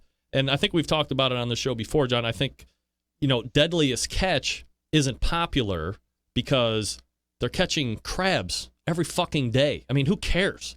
The Kardashians aren't engaging because they're, excessively good looking. I mean, they're excessively rich, but I mean, you're watching and you're building a relationship and you're investing time and you're investing emotion.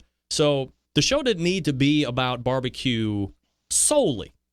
Maybe you're traveling to the barbecue competition, but you're seeing what's happening in the inner workings of a relationship. It's a husband and wife team, or it's two guys, or whatever the case may be. So you're able to build that investment and that relationship in the show. And then at the end, you have the end of the competition. Maybe you win, maybe you don't. But it doesn't hinge on, well, none of these guys got called. Why the hell are we watching this show? Kind of a thing. It's a more traditional, real TV show. I think that had every possibility of working. And I'm still pitching it around to NBC and ABC as we speak. I wish you the best of luck with that. But you and I are exactly on the same page, which is why they, the reason they canceled season 1, which seems to be everyone's favorite, and mine too, which is that not enough of them were winning. And I kept saying to them, but welcome to the world of barbecue. Very few people win, and it's about the journey. It's about not just the physical journey, but the journey of defeat, of learning to cook this food, of dealing with your neighbors, of dealing with the people at home that don't want you wasting time there. Those personal stories are the most interesting, and that's why the show really resonates with barbecue people and other people as well. They're just at the network, they get insecure about whether this will test well, and they don't feel they can build an audience with something that doesn't have winning in it and competition in it. For God's sakes, look at the Food Network now. It's crazy. Yeah. What they're doing is they're making everything about winning and speed, And the truth is, it's antithetical to barbecue to deal with speed. Barbecue is about watching paint dry. Low and slow, I believe, is the mantra. Well, it's lost on me because they just are hype. I don't know. Listen, the truth is like I don't think they're setting the world on fire at all with how they're doing it. And I'm sure if you look at the ratings for the Food Network, they're probably down too, because again, the mule is beaten to death, is unrecognizable. So I'm sounding like grandpa. You know, Greg, when Bill Clinton ran for president the second time, okay, he was campaigning through South Carolina. And there was a 104-year-old man who lived in this town in South Carolina. And they said, what a great chance for a photo op to get Bill Clinton up on the guy's porch. And they got all the cameras, all the news, all the pools were there, and the journalists were waiting. And then they got Bill up there. Clinton got there with this guy in a rocking chair, 104. And they start rolling the cameras, and Bill Clinton leans next to him and talks really loud because the guy's so old, and says to him, the guy's name was Jed. And he said, Jed, I bet you've seen a lot of changes in your life, right? And Jed looks back at him with a snarl and some spittle coming out of the corner of his mouth. And he says, yep, and I've been again every one of them. I feel like that guy sometimes. Oh, boy. John Markus joining me here on the show. John, can I hold you over for a break here, and then we'll I'd love it, man. pick it I'm up. All right. Sitting here, you know, let's keep going. All right, stand by. John Markus joining me here on the show, and I'm going to talk to you quickly about the good folks over at Cook Shack. Makers of smoker ovens for barbecue lovers with any amount of experience. Whether you barbecue in your backyard, in the competition circuit, or in a 5-star dining facility, Cook Shack has a unit that will do the job, and with a full line of barbecue sauces, spices, pellets, and wood chunks, it's the perfect one-stop shop. Cook Shack strives to be your barbecue resource center by offering cooking classes, online recipes, how-to videos, 2 blogs, smoking, grilling 101s, and a video cooking classroom. Check out their website at cookshack.com or follow them on Instagram, Facebook, YouTube, Twitter, Pinterest, or Google+. Get advice or share your passion for barbecue on their world-class barbecue forum. That's right, they still have forums. Cook Shack pellet-fired smokers are the choice of champions because they were designed by a champion, Ed Fast Eddie Morin. The FEC 100 and PG 1000 are always customer favorites. The PG 1000 can double as a smoker and a grill. Low and slow or hot and fast, the pellet grill line gives you the most for your money. Cook Shack residential electric smokers are the #1 smoker in the industry. High quality means high durability and versatility. Anything you can cook in your oven, you can make in a Cook Shack. Passion and dedication drive Cook Shack's manufacturing, with quality always being at the forefront. Get the best in barbecue since 1962. Call 800-423-0698. That's 800-423-0698. Or visit cookshack.com. More with John Markus right after this. Stick around. Be right back.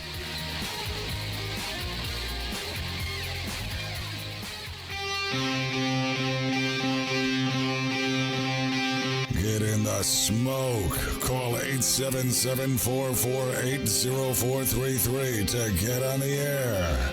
Now, here's your host, Greg Rempe. All right, welcome back. The segment of the show being brought to you by Unknown Smoker Accessories. Purveyor of made in the USA stainless steel barbecue and smoker lid hinges, barbecue accessory hangers, rocket hot chimney grillers, and heavy-duty aluminum foil dispensers. The fine products from Unknown Smoker Accessories keep your gear where it needs to be, at arm's length and ready for battle. Visit unknownbbq.com/shop today. That's unknownbbq.com/shop. And discount code REMPE, REMPE, for 10% off your entire order. Thanks to Jason and the folks over at unknownbbq.com. All right, John Markus is joining me here on the show, and we're talking about barbecue TV and barbecue in general, also the potential lack of bidets across this very land of ours for whatever reason that may be. We can't put our fingers on it, but nevertheless. John, we have been talking a lot about beef, especially on this show today. My neighbor had a terrible time with the beef brisket yesterday. Wanted to blame it on the meat. I have tried to give him offers of condolences, offers of advice, all of this other stuff. I've had experts on this show talking about it today. One of the things that we were talking about, beef seems to be very popular, no doubt about it, especially, recently, especially in Texas. Any restaurant that's billing itself as Texas style, the brisket is there. The one thing that I see that perhaps is maybe even more popular is the beef rib. And I know you have a favorite one in particular that might be becoming your favorite as well. It absolutely is. That's what the butchers the butchers who know refer to as the 123A, which is the whole plate flat short rib cut. 3 bones. Some people call the Fred Flintstone rib or dinosaur rib. I am a huge fan of that cut. Yes. All right. So talk to me about, is it the high level beef is pervasive anymore? You talk about Wagyus, you talk about Kobe's and all of this other stuff. Is this just, the general stuff that you're getting? Do you have a particular brand? And then, once you get it, how are you prepping, how are you seasoning, and how are you cooking these to make sure you're achieving the essence of succulentness? Not a word, by the way, but I just made it up. Well, you know what? It's a word now. It's, succulentness is now in my daily vocabulary now that you've said it. Yeah. I like that. All right. And it has so many uses, by the way, not just to barbecue and cuts of meat. But I got to say that one of the people that really turned me on to this was, of course, getting them in Texas, getting them at Aaron Franklin's place and Miller's Barbecue. They're in Taylor, I think, Texas. And then, of course, the great Billy Durney in Red Hook, Brooklyn. Yeah, I know. And Billy is someone who went to school at Wayne Miller's place and put in his homework time and really learned it. So what I love about the meat is it's almost like cooking points, except there's that bone attached to it. So it gives it an added kick. There's more flavor to it. And somehow that bone allows it to not shrink so much when it cooks. It gives it a place to rest. And I don't even take the membrane off of that. You don't have to. Are you like a garlic, salt, and pepper kind of guy, or just a salt and pepper guy when you're seasoning? Do you keep it Texas simple, as it were?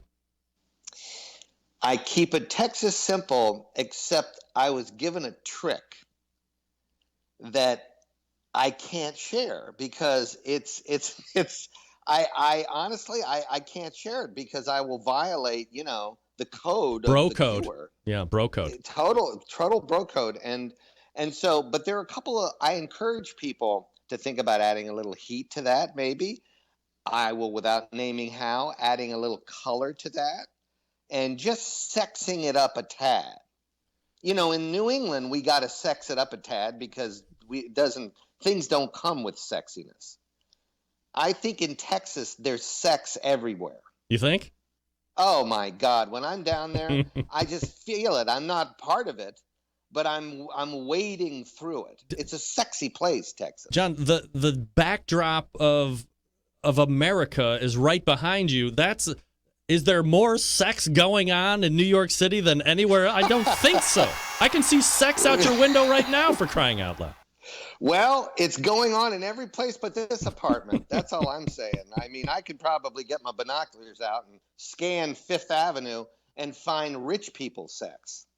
That's the best kind. Well, I think it's the best kind, but it's over quick. Yeah. No comment on that. I'm not rich. There's money to be made. That's right. I'm not rich. You rich. can't spend a lot of time doing that. That's right. There's money to be made. Temperature-wise, here's what I've been told with the plate ribs. You don't want to go too hot because you do have a tendency, if you're cooking too hot, to maybe shrink off the bone a little bit. You want to be tender and gentle and, 225-ish, 250 tops.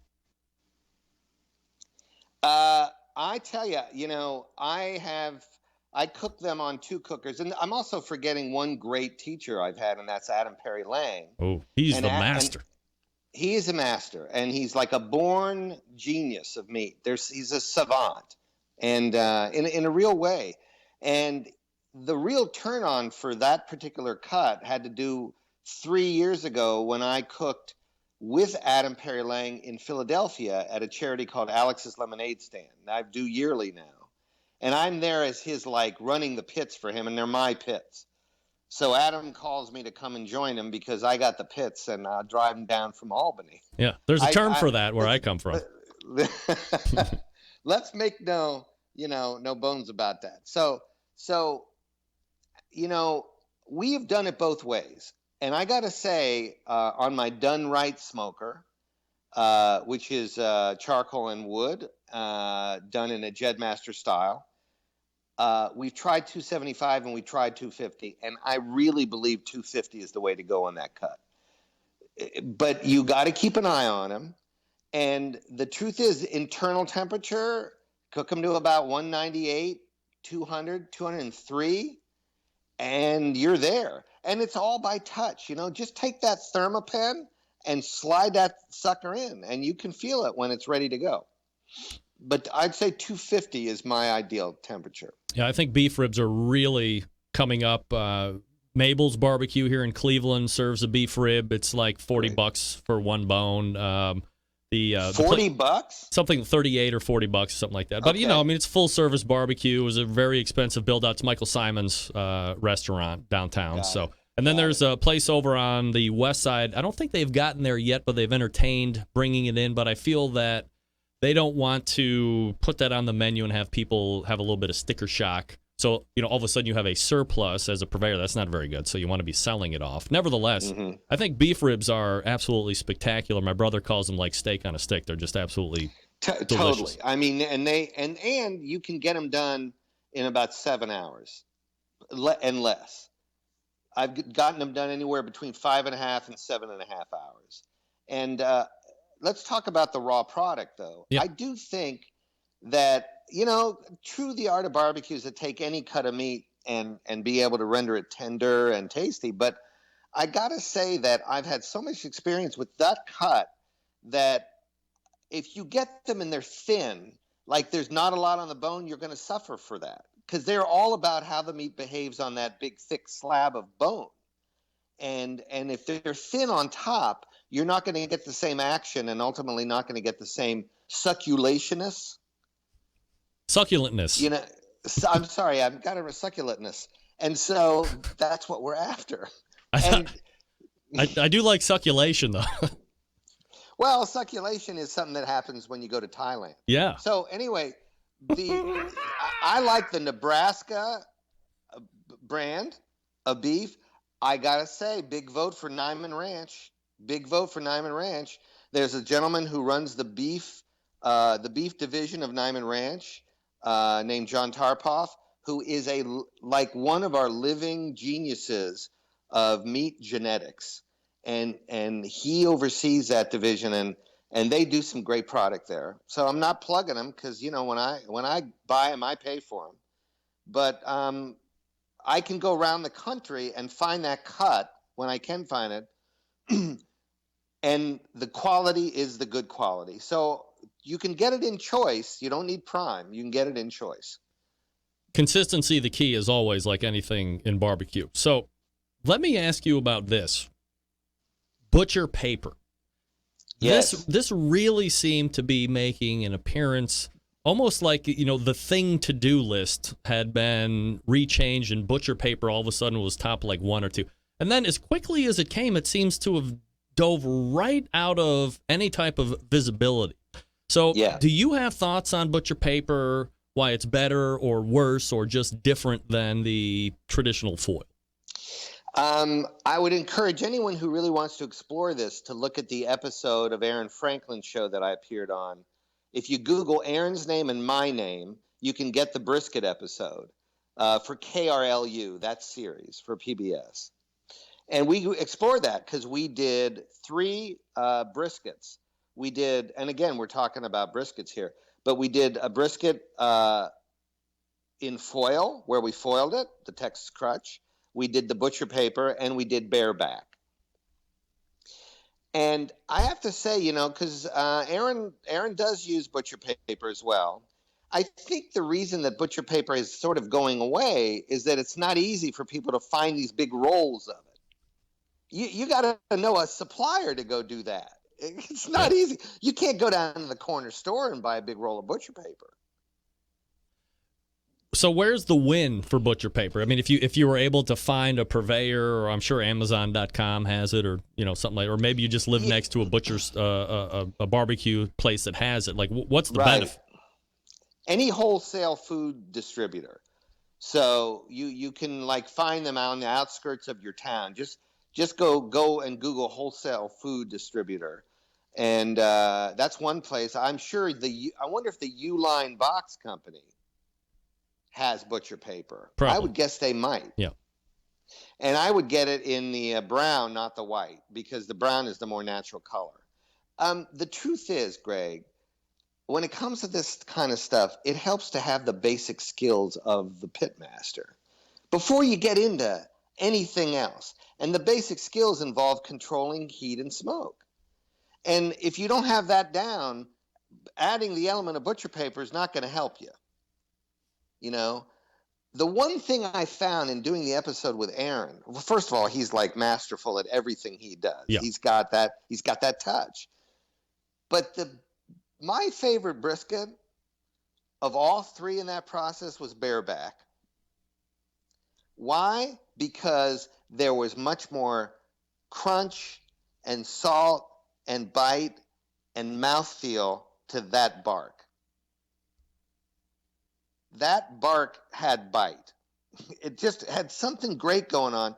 And I say to Aaron in that episode, when I start chewing on that brisket, it reminds me of LBJ riding around on his ranch in his Cadillac, yelling at people and having a woman next to him dressed in just her panties. That's like how I felt eating that brisket. Like a man. You felt like a man going fast. Yeah. With a fast woman. With a fast woman, you know, and shooting your 6 guns while you're chewing on the brisket. You got one hand on the wheel and the other hand's putting the brisket in your mouth. It's not like these people I see outside on Fifth Avenue having sex where there's nothing manly going on. You know what I'm saying? Yeah, this is real. This is real man sex, putting meat in your mouth. Right? I think so, personally. Yeah. So, I mean, I got to go back to the skills of the pitmaster. I really think, like, you know, one thing that can happen when you wrap this beef after this long cook is you're going to get that bark soggy.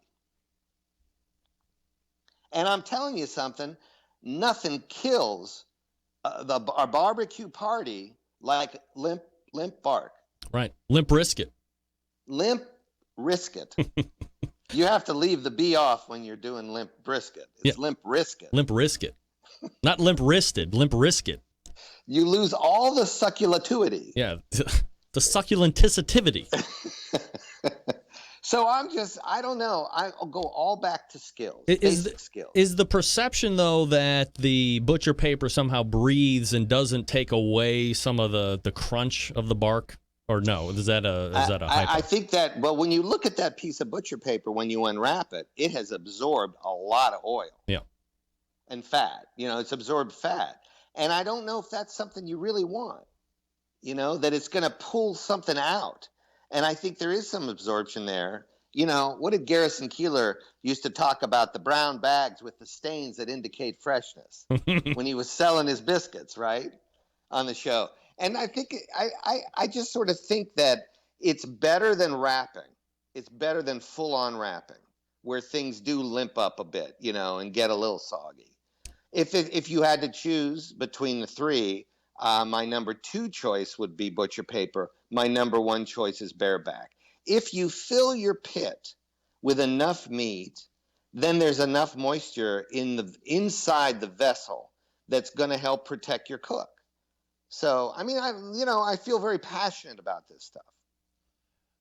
I would be remiss if I didn't ask you about the other love of your life, which is playwriting, and specifically the Fabulous Lipitones, which has nothing to do with barbecue, other than the fact that you made me favorite son leaps and shoulder over my twin brother, younger brother, and younger sister. Wow. Talk to me about, I remember when we had originally talked about, this was also years ago, but I mean, this thing is a bona fide hit. It's got legs. Yes. In the regional theater world. Yes, definitely has legs, including, how about this announcement I will make on your show? Hold on. Here we go. The next production of the Fabulous Lipitones, written by yours truly and Mark St. Germain, is going to be at the New Theater. It's called the New Theater in Kansas City, Kansas. Yes. starring George Wendt. Really? What a pull. This is announced first here on your show. Wow, that's a I mean, all kidding aside, that's a huge actor to get.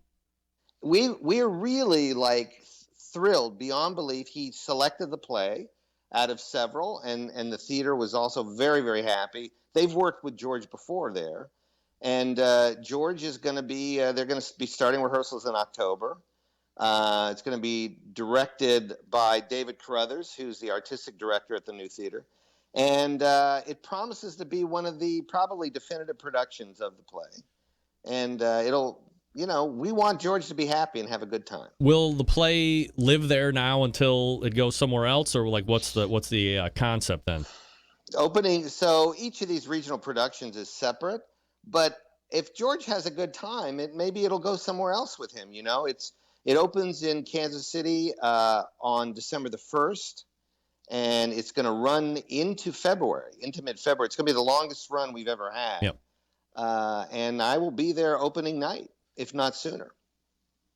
Would you be surprised, given the chops that George has, that this is the impetus that jumps you behind your shoulder and all of a sudden we see a 42nd Street situation with Fabius Lipitones, or is that grandiose? I think that the play is meant to live ultimately off-Broadway. So, because it's that kind of intimate evening, it's 4 people, it's one set. It plays best between audiences of 250 and 500 people. So that's a dream to have that play live there. So, and George, maybe George will be part of that dream. You never know if he has a good time. But it's just great to think of Kansas City and to think of George Wendt in your play. That I'm happy just with that. Absolutely. Yeah. John, as far as competition barbecue is concerned, do you have any other events on the docket for you, or are you pretty much free and clear for the remainder? I'm free and clear for the remainder. I've done a lot of small cooks during the year that I've really loved, including I was fortunate enough to cook a meal at the home of Ruth Reichel, who is a really wonderful a novelist as well as a writer of food and restaurant reviewer and of cookbooks. I've been doing events like that during the year that are more small scale and not.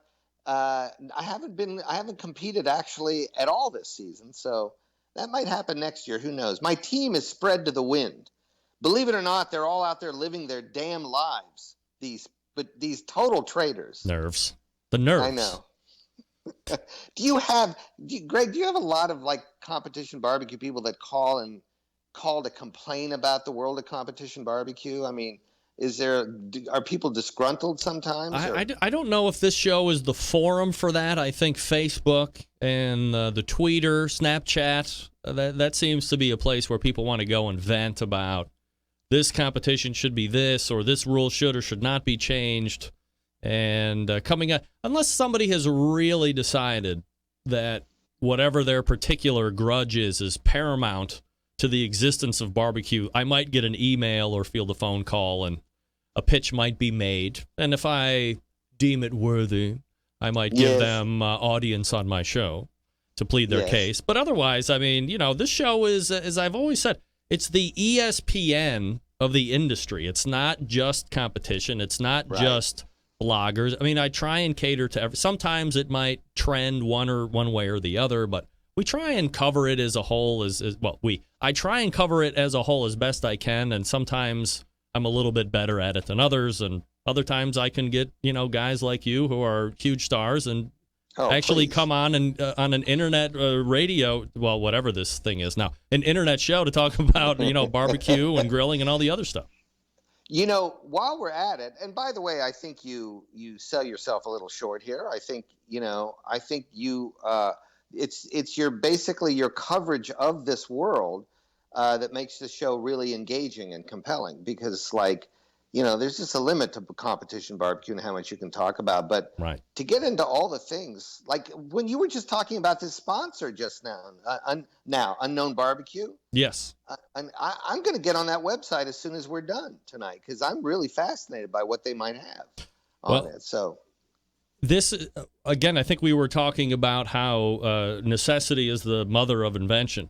If you have a Weber Smoky Mountain cooker, what's the most annoying thing about having the cooker? When you take the top off, you have nowhere to put it, right? So you're going to put it down on the grass, or you're going to put it down, somebody might chip it. This guy was like, hey, I'm going to fill a need. He built a hinge for it. So now you can just, open it up just like a big green egg or one of those ceramic cookers, and you put the top back down, boom, you're done. It's great. That's fantastic. Yeah, I mean, these are our barbecue people out there working in America, selling American products. I love that. You know, I wanted to mention one thing too. That I was thinking about this. Well, I've gotten into this habit where the play is being done of offering myself up to cook a fundraising barbecue. Yes. At every location. I've done it at 4 theaters so far. Yeah.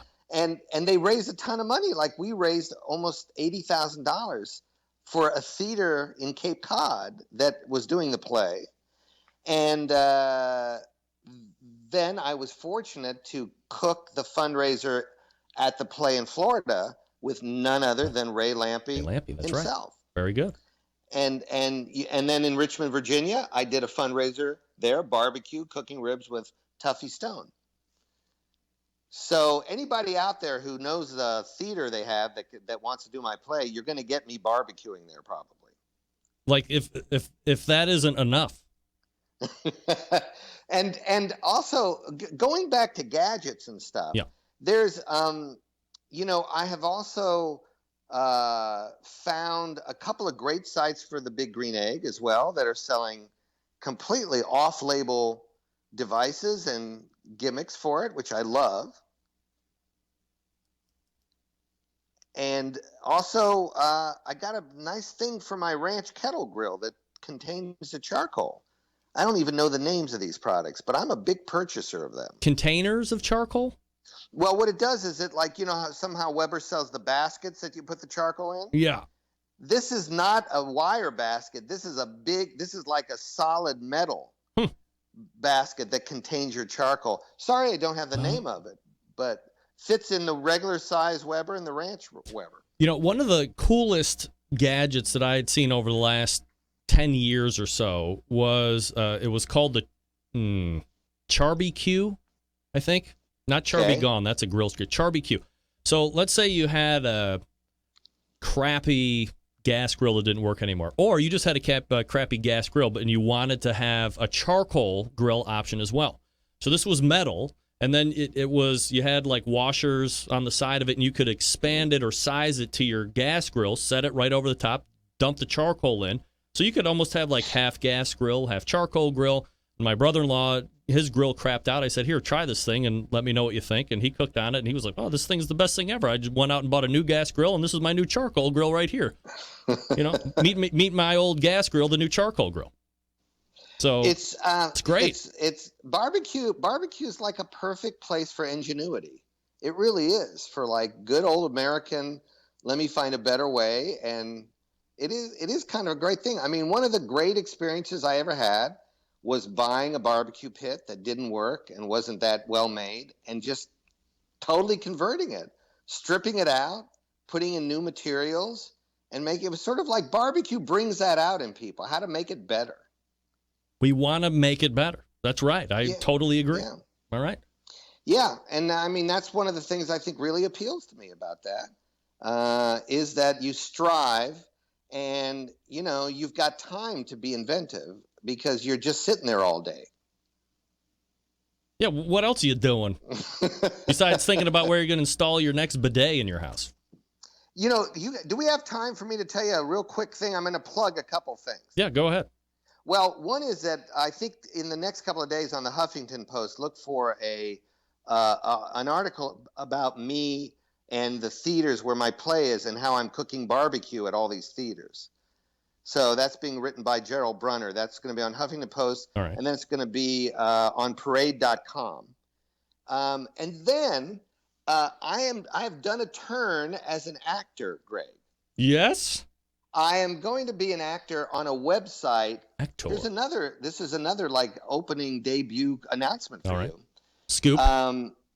That was created by the great writer and monologist Eric Bogosian. And Eric came up through the theaters downtown doing these one-man shows, these monologues. He went on to become a movie star. He did a film called Talk Radio that he wrote, played the host of this radio show. And then he was on Law and Order for 10 years. He's gone back to his roots of monologues, and he's created a website called 100 Monologues. A lot of us donated to a Kickstarter program because he was able to shoot 50 of them, and then he ran out of money, and he decided to go to Kickstarter, right? To do the next 100.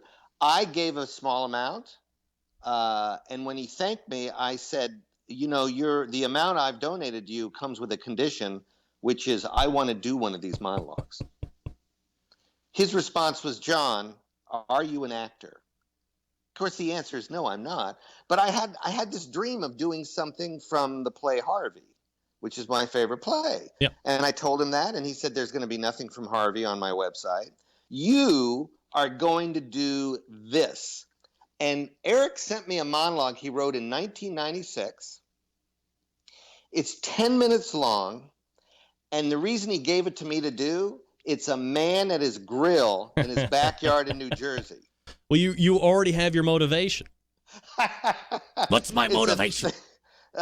Yes, it was right there. You know, I was able to channel the inner pitmaster.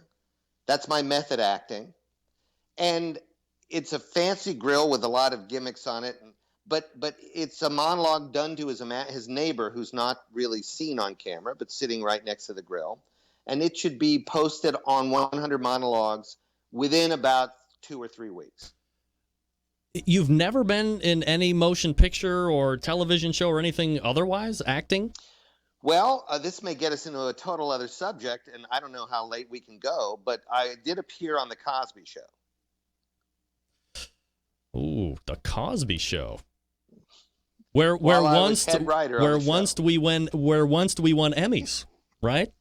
Oh yes, there's usually I have my Emmy sitting in the background when I talk to you, but I've decided the New York skyline's far more interesting. Yeah, of course. There's sex out there. Yeah, who doesn't love that?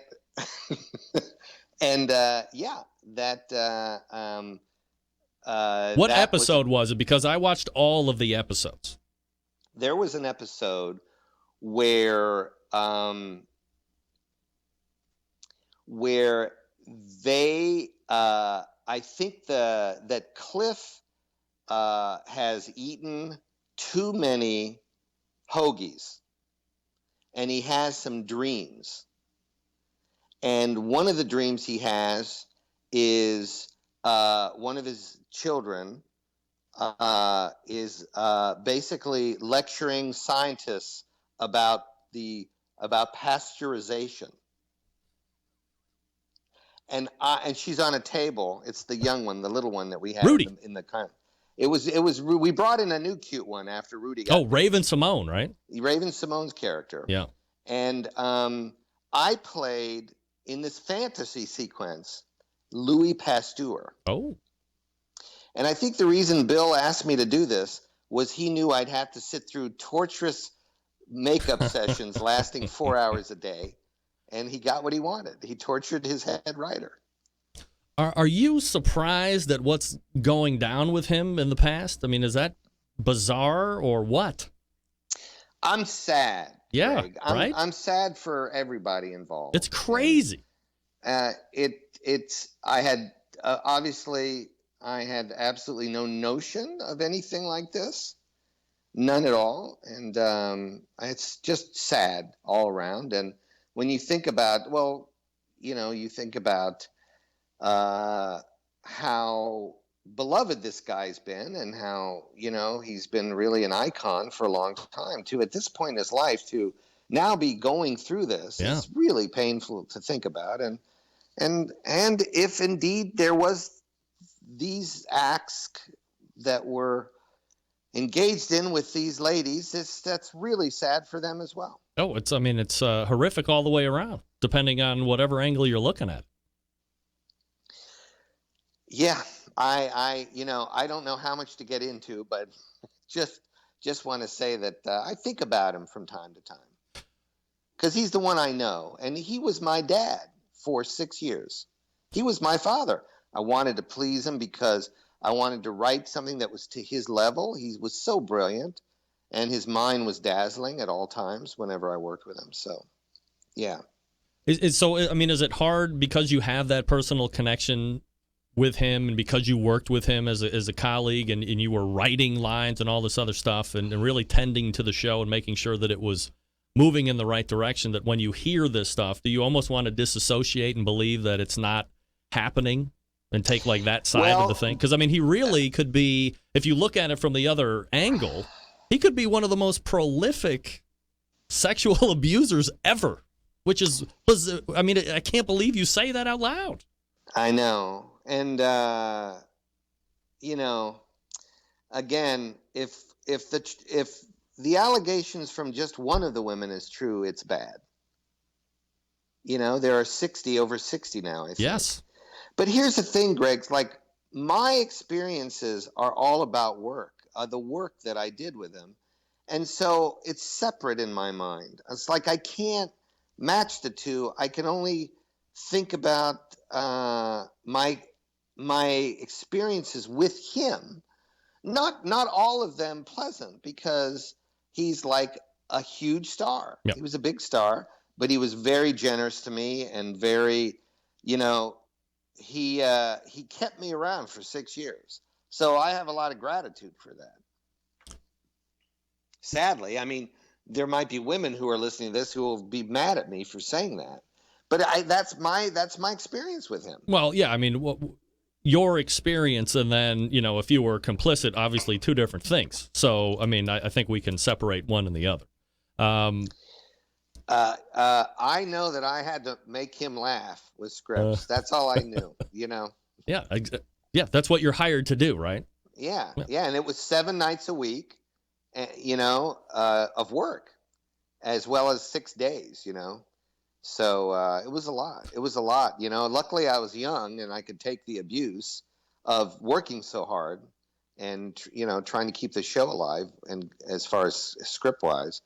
But you know, it's a long time ago, and I left the show in 1990, 91, somewhere around there. That's a long time ago. Yeah, that's my junior year in high school.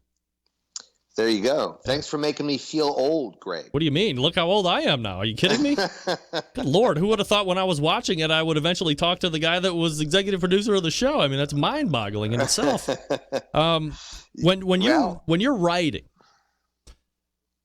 is it like when you're an actor and you want to be a rock star, or you're a rock star and you want to be an actor? Do you want to be the actor when you're the writer too, or do you not? That's not even like a thing on your head? It's never really been a thing on my head. You know, I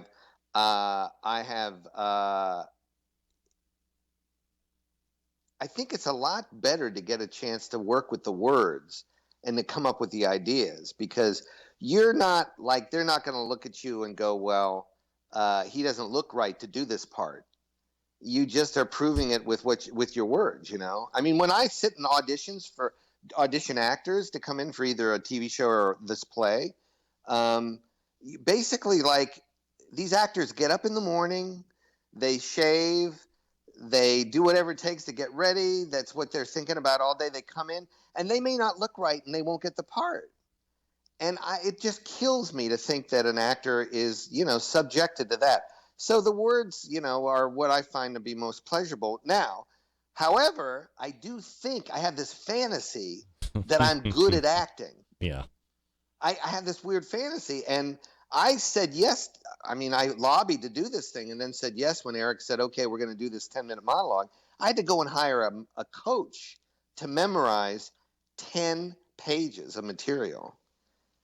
Not an acting coach, but a memorization coach who drilled me for 3 weeks.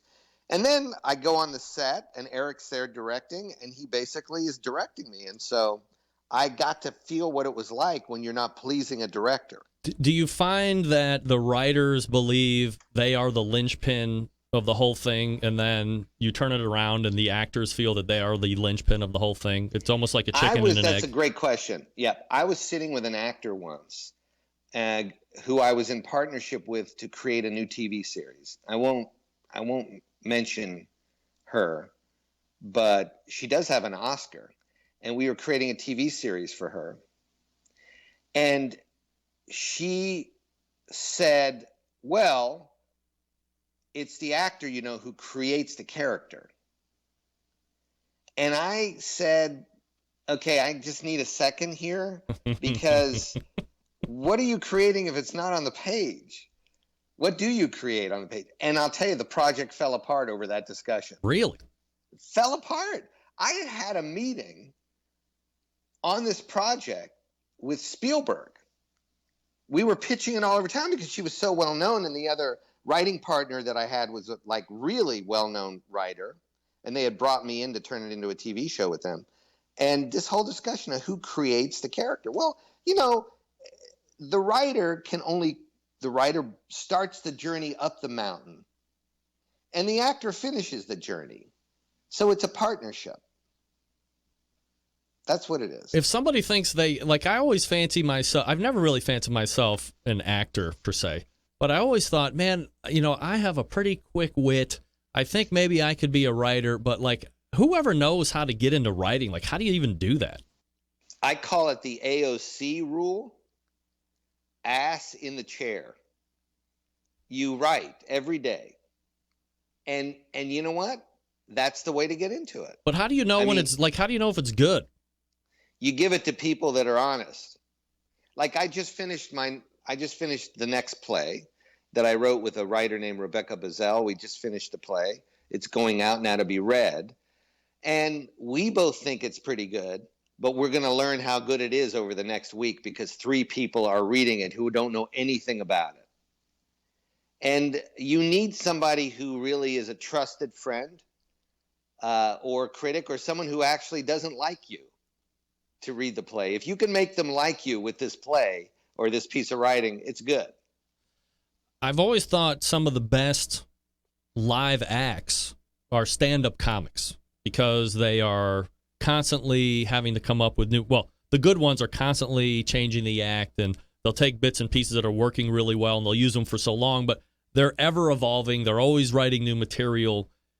And the really good ones seem to be the guys that have no problem also inviting, after they have their 15 minutes or a half an hour, whatever it is, calling Chris Rock and Jerry Seinfeld and Adam Sandler and doing a punch-up session and say, okay, here, listen to me do this live and, and then add in or punch this up or whatever.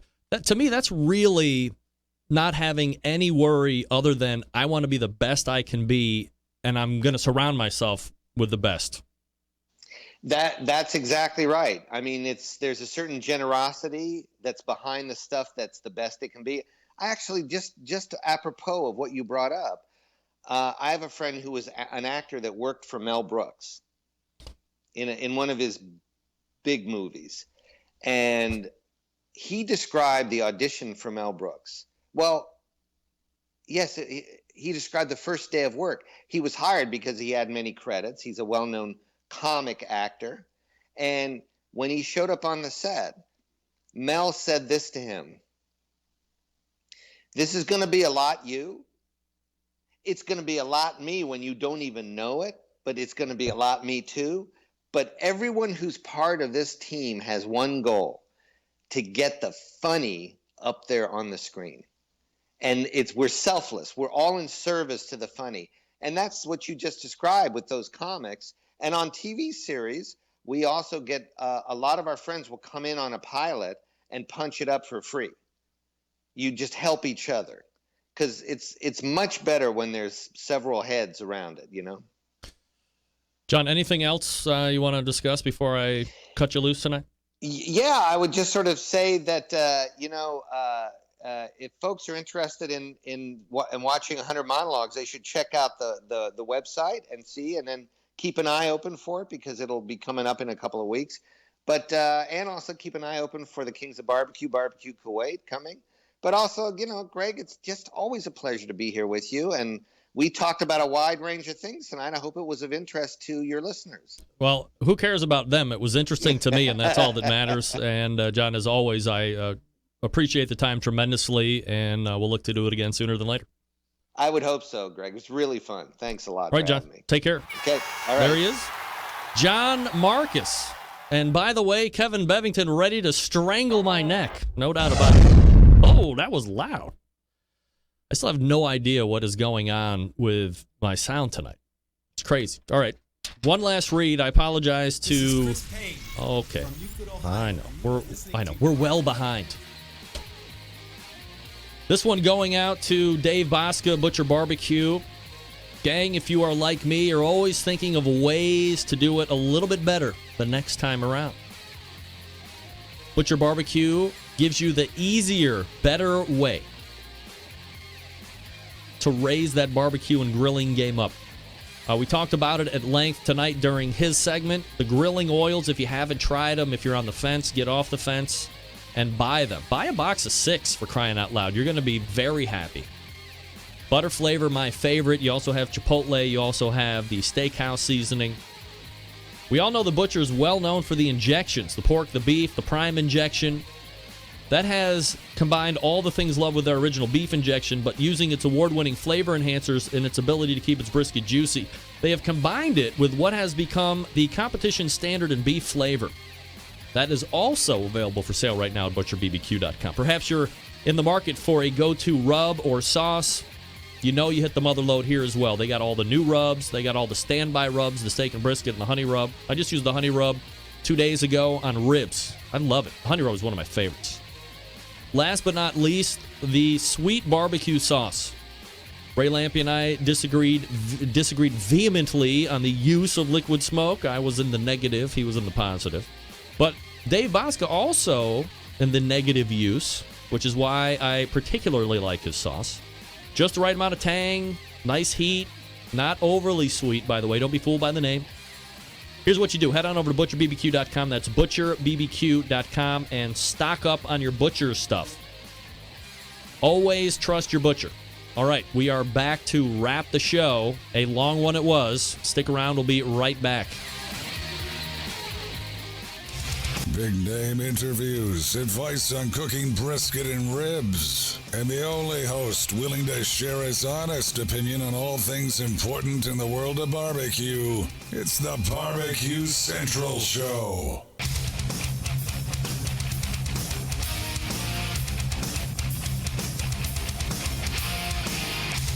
All right, I'm all caught up there, so we can head on out. All right, all the way back in the first hour, we talked with Dr. Barbecue Ray Lampe.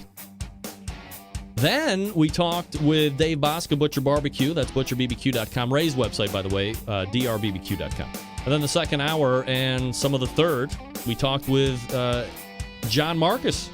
A wide range of topics, if you can believe it or not. A couple of things for him. The 100 monologues, you can Google that. And then also Kings of Barbecue, Barbecue Kuwait, a recut. I'm not going to try and look into too much, but I believe he was saying that in his estimation, he's going to be showing you who the good guys are and exploiting who the not good guys are. That was my takeaway from the conversation. Yours might have been different. We got a great show planned for you next Tuesday already. Hope to see you for that. September 11th, 2001. I will never forget. And until next Tuesday at 9 p.m. Eastern Standard Time, this is your program host and proud U.S. American, Greg Rempe. Good night now.